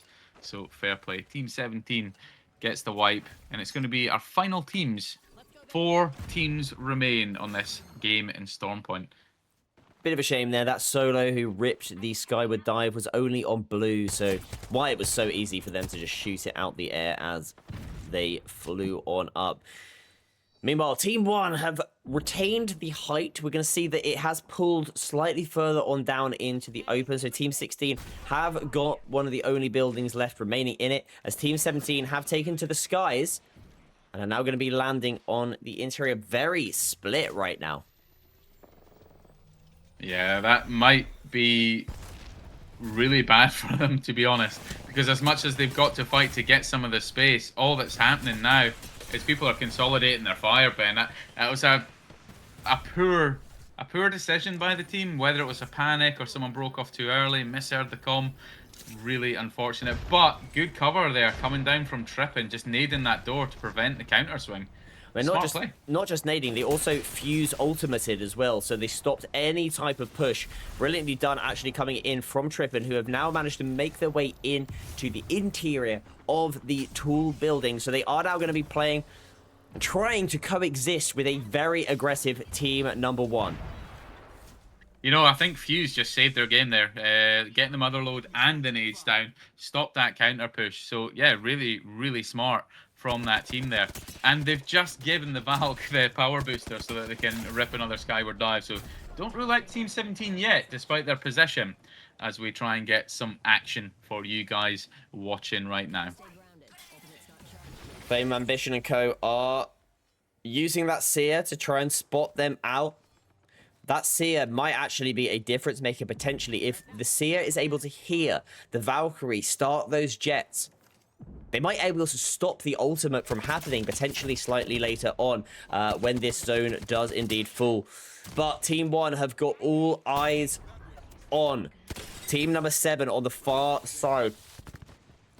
Team 7 playing as a Valkyrie Altar and Fuse as well. 2 Fuses making it to the top 4 does surprise me, but it's obviously working for them right now. Yeah, and you know what? Team 17 have to go now. They've recognized it. They've recognized it. They're going for it now. They're going to skyward dive. Unbelievable. Oh my gosh. TTV Takis goes solo just to scan. Does it as a distraction to allow a push on to the Flame of Ambition and co, who just altered down, and they trade places. Unbelievable. I was about to say what Team 17 need to do is recognize the fact that if height are shooting, they are preoccupied, and that might be enough for them to do something with it. But hey, they've done something anyway. Team 17 managed to wipe Team 1, and they control the height and the rotate just now. Fantastic play from those guys as we go down to our final two. I have to say, that might be actually taking it for me over the rat play. By using the Valkyrie to get the scans, you've then just had Flake's Alter Q through on up. Just take Team 1 completely by surprise. That might actually top it for me in terms of the plays. And now they've got the opportunity to use that momentum to take it straight to Team number 7, who have been playing from this area for the entirety of the game. But Tackers goes down. It's now going to be up to Flakes, who has swung on through using the Alter Portal with just 50 HP remaining. They have not got an overflow. They haven't got any bats, but they've actually closed it on out. It was the Fuse that did it. Fuse not only saved the game earlier, but I have to concur with you there for Team 17. Takis, Trippin, and Flakes absolutely won that game with coordination and teamwork. The rat play earlier was great, and that was my play of the day. I said up to that point, but I have to concur with you. The sheer coordination there, recognizing the fight was breaking out on the south side of the map, recognizing that height were shooting at it and distracted, hearing the skyward dive. Flame of Ambition kind of recognized, but by that point, Alter's already mopping up. That was pure coordination throughout from Team 17 and a well-deserved win. So I'm fully with you on that one, Ben. Unbelievable play. Unbelievable indeed. A fully deserved win there, coming out with 12 kills.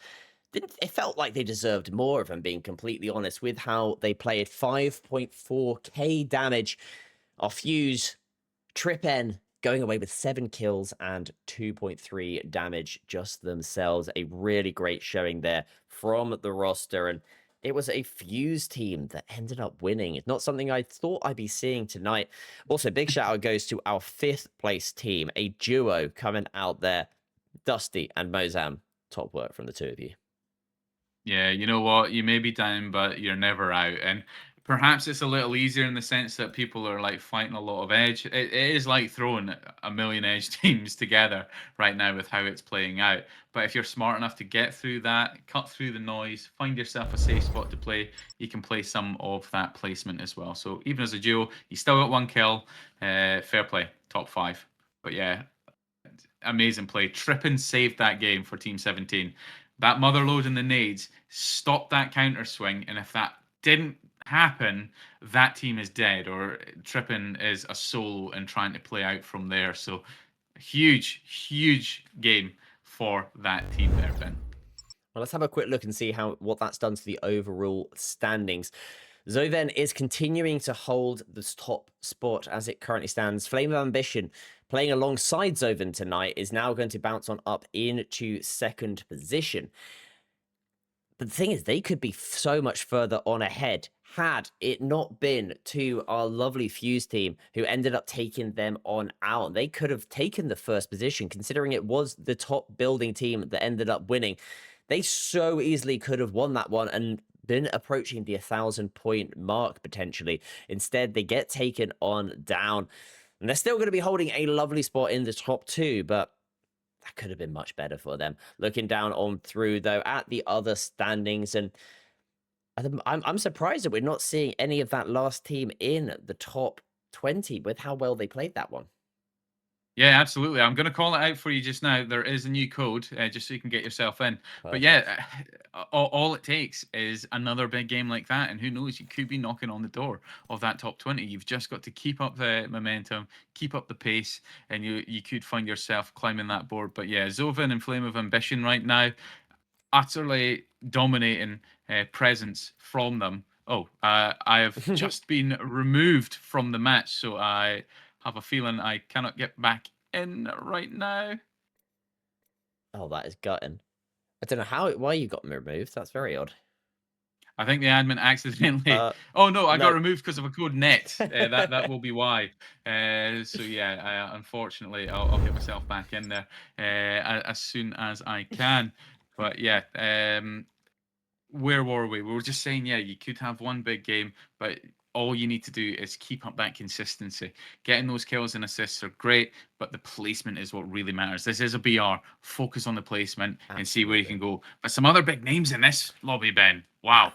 I'm looking on through right now. We've got some names that I'm very excited to see. We can see that AJ is back in, came in here, was playing in the solo queue. Is back in it right now, playing alongside GTSK and Alfsony on team number 5. Definitely one to be looking out for. I think I also saw Sentinel also joining in as well. Great to see Sentinel in here from For Fun Esports.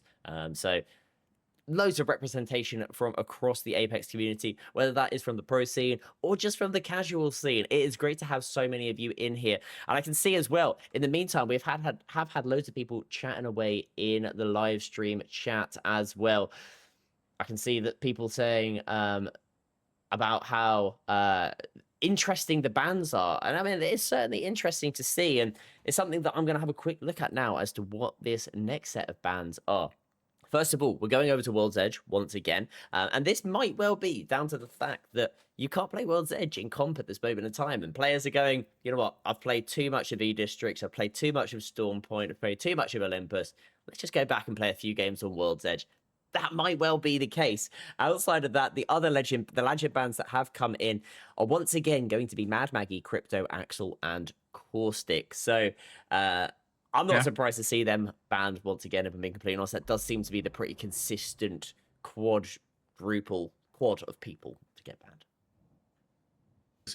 And hey, whether or not some of these players today will be able to have a big game on World's Edge, because I think you've called it right there. People are maybe missing it a little bit. I'm actually hoping that there's a little bit of a change for World's Edge. I know that it's adapted quite a lot over the years, but if you think about the history of World's Edge, all the way back to the train station days and a few years ago when we had the Halloween stuff, bring it back at night, it's just stunning to see how this map has evolved, and that is why it will probably always be an absolute fan favorite. But there's a few places of the map that I would love to see a couple of changes to maybe try and adjust how the sort of Infest happens, certainly in and around that fragment area. But hey, we are back, we're cooking with gas, and we're in to World's Edge for, this is game number 6 for us tonight, Ben.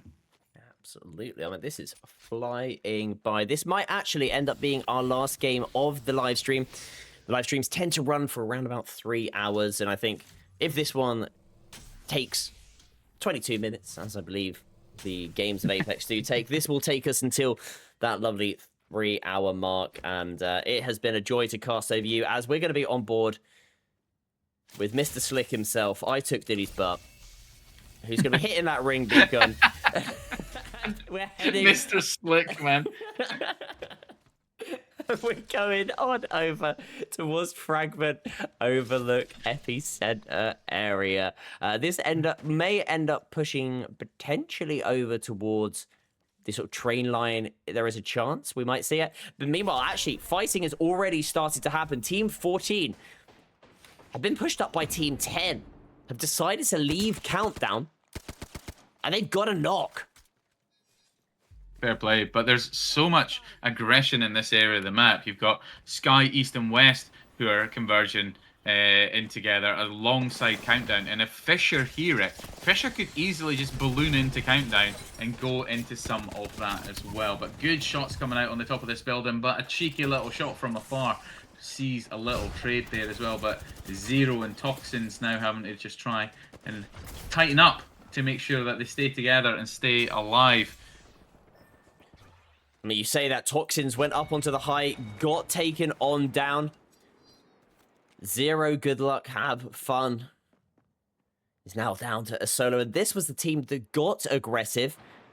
And they're now down to just a solo. Was it worth it? I don't know if it was. They're going to have to try and stick a reset. Is there anybody nearby? It is just a duo. So actually, they are going to be able to get the reset. Meanwhile, fighting is happening over towards This upgrade should help. The Grandma's house area looking through from the geyser tunnel is going to be Firm Emerge Valley.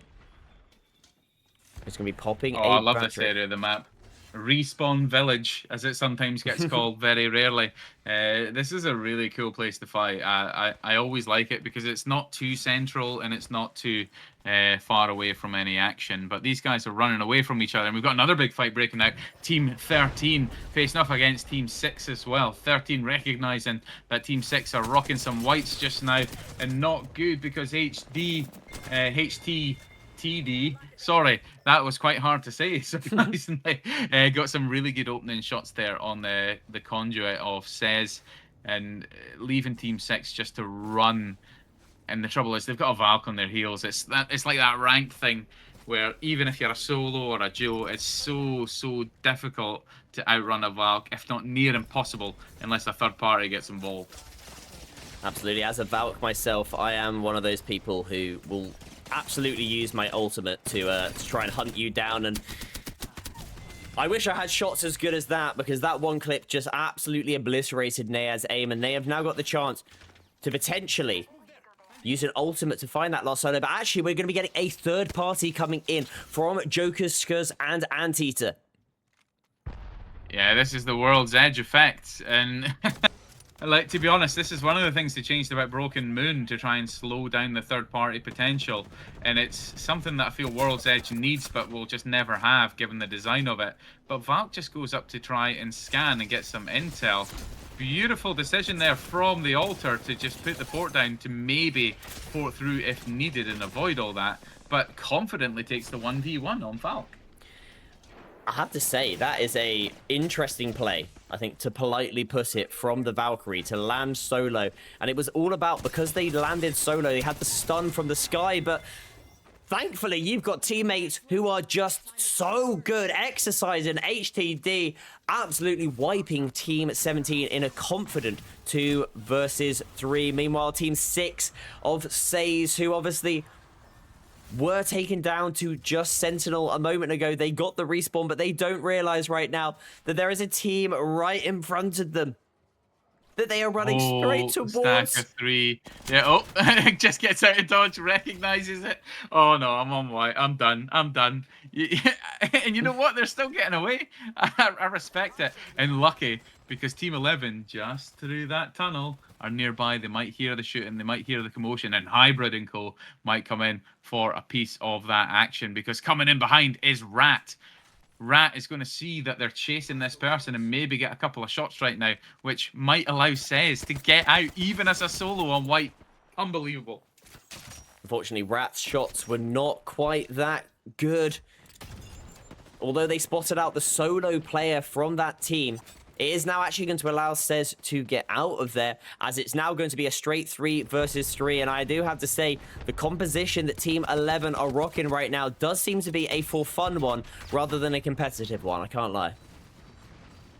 Yeah, and you know what? That's what it's all about. Just have a bit of fun while you're doing it. If you're not top of the board and you're worried about it, Mr. Wingy in the kill feed there as well on team number 8. Team 16 being eliminated. But yeah, just have fun with it. If you think, hey, we've had fun, but we're not going to win it out tonight, just play what you enjoy playing. That's all that matters. And do not be intimidated by or put off by any of the pros or preds. You have to say, why are you playing that? Just play what you want to play. That's the joy of the solo queue experience. And speaking of pros and preds, we've got Team 4 being walked up on by Team 5 as well while this fight's going on. So we'll keep eyes on as many fights as we possibly can for you, our wonderful viewers who have kept us company tonight, Ben. Absolutely.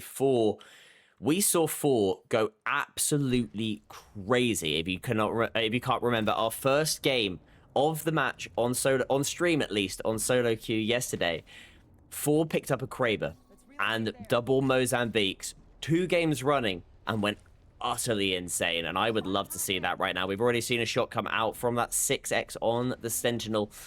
They're rocking the Eva 8 this time around, but this is a player that is having a great time with that shotty Senti gameplay. Yeah, and we've seen a lot of it today. We've seen Tommy earlier with a charge rifle in the PK.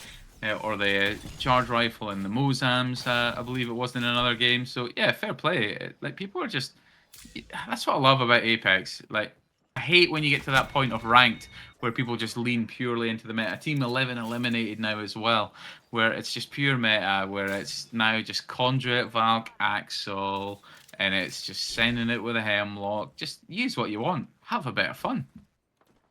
Meanwhile, it does look like some fighting is happening in the other areas of the map, and Team 4 and player number 4, coincidentally on the same number team, does get the first knock onto Neil Caffrey.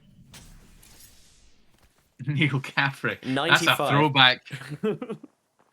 That is a throwback to the show White Collar right there. Neil Caffrey. Wow. So many fights breaking out right now, Ben. It's difficult to decide what to keep an eye on, but I think you've got a good one here with Team 4. Lovely shot with the Senti there. Right, 4 is a confident sniper player trying to take a player out the sky. And now the Valkyrie has fallen on down. 4 is looking to try and move and schmove as best they can. Must be an MNK player because they're putting smokes down. They are using shotguns and sentinels. They don't care. They're trying to take all aim assist away from their opposition as a Newcastle jumps onto that player. We can see via the highlights they are getting that revive as they're now going to swing on through, and the wall bounce coming on out. Eva Ray in tow does a huge amount of damage, and Diddy, where are you, my friend? Movement is shocking, by the way. Like, in a good way, that is just unbelievable. And they say that aim assist was the problem when MNK can do stuff like that. Unbelievable. Really, really nice movement there from 4, but not able to clutch it up. I'm surprised at that loadout for a bang. The Senti and an Eva. The Eva's the most underused shotgun because it can be so inconsistent, but 4 just made it look easy. 4, I have to say, absolutely insane right now. Unfortunately, his teammates were not there to back him up, which means that it is now all up to Volgraf, who has hit the evac tower and is going to be running. Unfortunately, as you can see, there is another evac tower being used, and then there's now actually a Valkyrie who is potentially going to be landing on them.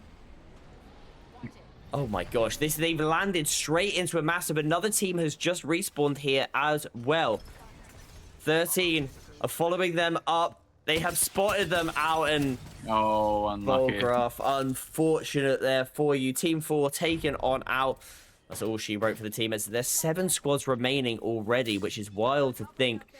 But on board with Team 13, they are looking at Team 9 across the way in the interior of Fragment.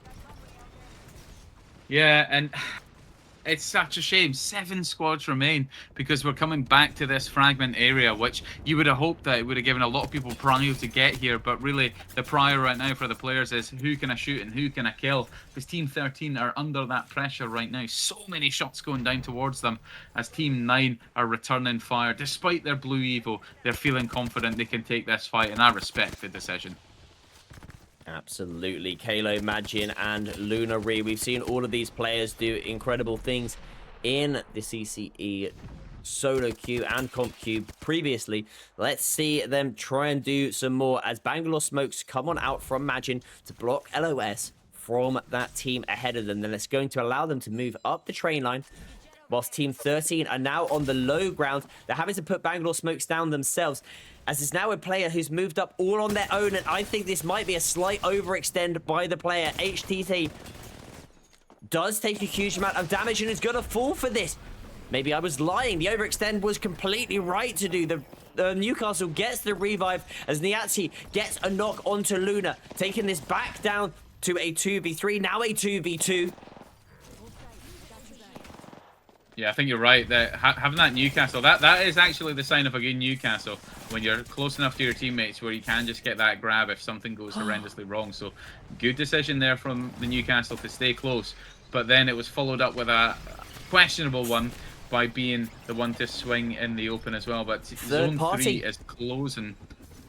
It was a third party that came out. Mozam got a knock from afar, pushed up upon the team, both 13 and 9 out of this lobby, and Team 14 reaped the rewards, plus Mozam got a kill from afar, and Mozam pushes on up. Unbelievable. And we've got more fighting happening on the other side of the map. It seems as though whoever's going to win the fight on this side, the one that you've got eyes on, is just going to be fighting a team that wins on the other side, because 3 teams were scrapping over there as well. Now, split. Respawn Village has a little bit of a fight just now. Toxins and co. And Team 7 go down to Team 10. Lovely little mop up there. But Team 5 getting a respawn as well. Team 5 are winning this game. They're in the best spot. And this team is the team that came all the way from Dome and Stacks. Split up to fight mods. 2 of them stayed on the north side, and now they've managed to somehow get all the way to the north side of the map and stay safe with a Kraber, no less. AJ, Pro League experience here, fighting with Team Stay Healthy, a team that's actually very, very consistent. I will give them a lot of credit for playing zone and knowing never to give up. Even when they're down, they're never out, and they can play strong zone and still play aggressive enough to get some kills. So undoubtedly bringing some of that experience to the solo queue league. But big fight breaking out right now, Ben. Team 8 against Team 10. And this fight, whoever wins this one, might end up just being the one that fights up against AJ and co up on top of the building. They've gone deeper into respawn. There's a 1 solo player left here. It's going to be the Valkyrie who gets knocked. The D4 killer, baby, is down. They're looking to be taken on out as well. They don't know where that player is as Mr. Wingy swings on round this corner, gets the finish onto 0. As it is just a final player left remaining of Toxins, who is fused knuckle jumping away as fast as they can. Team 8 are trying to find them to get that last kill, but right now you do have to say Team 8 with a lot of KP, 14 already for them as a squad. They're feeling confident right now. Yeah, and Team 5 have just been watching the whole fight on the height with the Kraber, saving the ammunition for when it gets a little bit closer and it's not just one of those potluck shots. So, yeah, I'm feeling that Team 5 win it unless something goes absolutely horribly wrong. And Mozam right now, by the way, these shots are insane right now by Mozam. The spray transfer on the R99 and the Hemlock right there was insane to watch, and certainly something that I'm jealous of watching myself, as they are now going to be able to get some heals back up. Dusty does get a knock with the Kraber and a kill onto Team 10, as we have got our final 3 versus 3. I mentioned that whoever won that fight at Respawn Village would go on to fight AJ, and that's exactly what has happened. It's Kraber versus Kraber. It's Dusty versus AJ. Whoever gets the Kraber knock in this fight is going to be in such a good position. However, I can't rule out the fact that Team 5 just have the superior position. Okay, Team 8 have Alter and Valk, which in theory has more than enough capability to get up to the height, but it's going to be who gets the opening knock right now that is going to be the difference maker. Team 5 can hear the Alter trying to make a play up onto the height. Good shots onto AJ there. It's going to force him to move back and retreat, and that's going to allow the teammates to come back. Mr. Wingy playing incredibly confidently, and I'm loving this from Mr. Wingy. It really is just a case of, hey, I'm going to try and make a play, but it's going to be a very, very dangerous one. Hops straight into that bubble. The void bubble right there. Oh, AJ's 1 HP, cannot afford to go down. This could be our last of the night, Ben, so I'm going to shut my mouth and I'm going to let you close this out, because I think this is going to be a real nasty scrap. I mean, right now, this is messy from Team 5. You said that they had the best positioning. They certainly did. But by the way that the other team have got aggressive in their pushes up, it's already taken down AJ. It's now taking down the Valkyrie. Nizzy, even the last remaining player, just gets obliterated by the Valk Q. And Team 8 from the low ground come away with a absolutely monumental 21 kill game. Mr. Wingy, Mozam, and Dusty, my lord, you came to play right now, and you deservedly went away as the winners of that game. Unbelievable. And you know what? we said that Team Five had the superior height. Surprisingly, they only had 2 kills. I had a feeling that they had a lot more because they came all the way from that stack side and fought really early. So it feels like they were getting into a lot of fights, maybe getting some knocks and just not finishing because of the third parties coming in. But they had the best position. They had Kraber and they still lost it. Mr. Wingy and Co. Absolutely dominated. What an amazing push. The fact that they were able to get up onto that cliff with the altar and the vault combination. Mr. Wingy just didn't care. He was like, I'm going to try and get us an opening. I'm going to try and cause havoc. And it worked. So fantastic game from those guys to be 20 plus and to take down a Pro League player as well. And okay, they'll have a little bit of a ping difference there, but you've got to be feeling good about that. Oh, you most certainly do. This is our latest match as it stood 21 kills going to our winning team with Mr. Wingy coming away with 9 and Mozam with 2.48 damage. Brilliantly done by that squad. Can't overlook, though, Niaz Try, HTDD, and Exercise with 15 kills in 7th position. Really not a great name for my dyslexia right there. Hey, I found it hard to say, man. You're not alone. You're not alone, man. It is difficult. Well, that is going to be all she wrote for the stream right now. That is our last game. But in the overall standings, this is how we are currently looking. Zoven and Flame of Ambition retaining their spot at the top. Meanwhile, we have seen Mozam push their way into 16th position. So a really good showing from Mozam, Dusty, and Wingy to push themselves up into the top 20 right now. I am excited to see and check in tomorrow to find out how everybody gets in the for the rest of the night. This is the end of the stream, but it is not the end of the CCE comp queue. This is going to be going on for at least another 2 or 3 hours, I believe, on the NA servers, and then we'll be back again tomorrow to be able to play all again. There won't be a stream tomorrow, but there will indeed be games. So make sure that you head over to cce.gg so that you can sign yourself up. I want to give a massive shout out to everybody that you can see scrolling down the bottom. Our incredible sponsors, Exit Lag, Shareplay, and Mojon. You guys are all absolutely incredible. We could not do this without all of you. That is all we've got here for us tonight. Scott, I hope you've enjoyed yourself. What a night, man. As always, I really love casting with you. It's always, you're always bringing the energy. It's always fun to do so. And that's another CCE weekend of casting in the bag for us as well. But fantastic display of skill from a lot of our players. That play of the game just being stolen by that Valk play in game number 5. And the Fuse, of course, who managed to save the game. So hopefully, just because we don't catch it on the cast, people are making some more play of the day style plays later on throughout the remainder of this competition. But a big shout out, of course, to everyone behind the scenes as well. We have the relatively easy job of just yapping. You kind of press some buttons as well and do the prod side as well, Ben. So you certainly have it harder than I do. But of course, Ivan and all the team at CCE just pushing all the buttons there and keeping it ticking whilst all the players just enjoy themselves. But of course, we wouldn't be here without the players. So thank you to every single person signing up. And of course, you, the viewers, who just enjoy the ride with us as well. It's been a blast. Thank you. It has indeed. My name has been Ben B. Been joined by the wonderful Scott Convergent, and we will see you next week.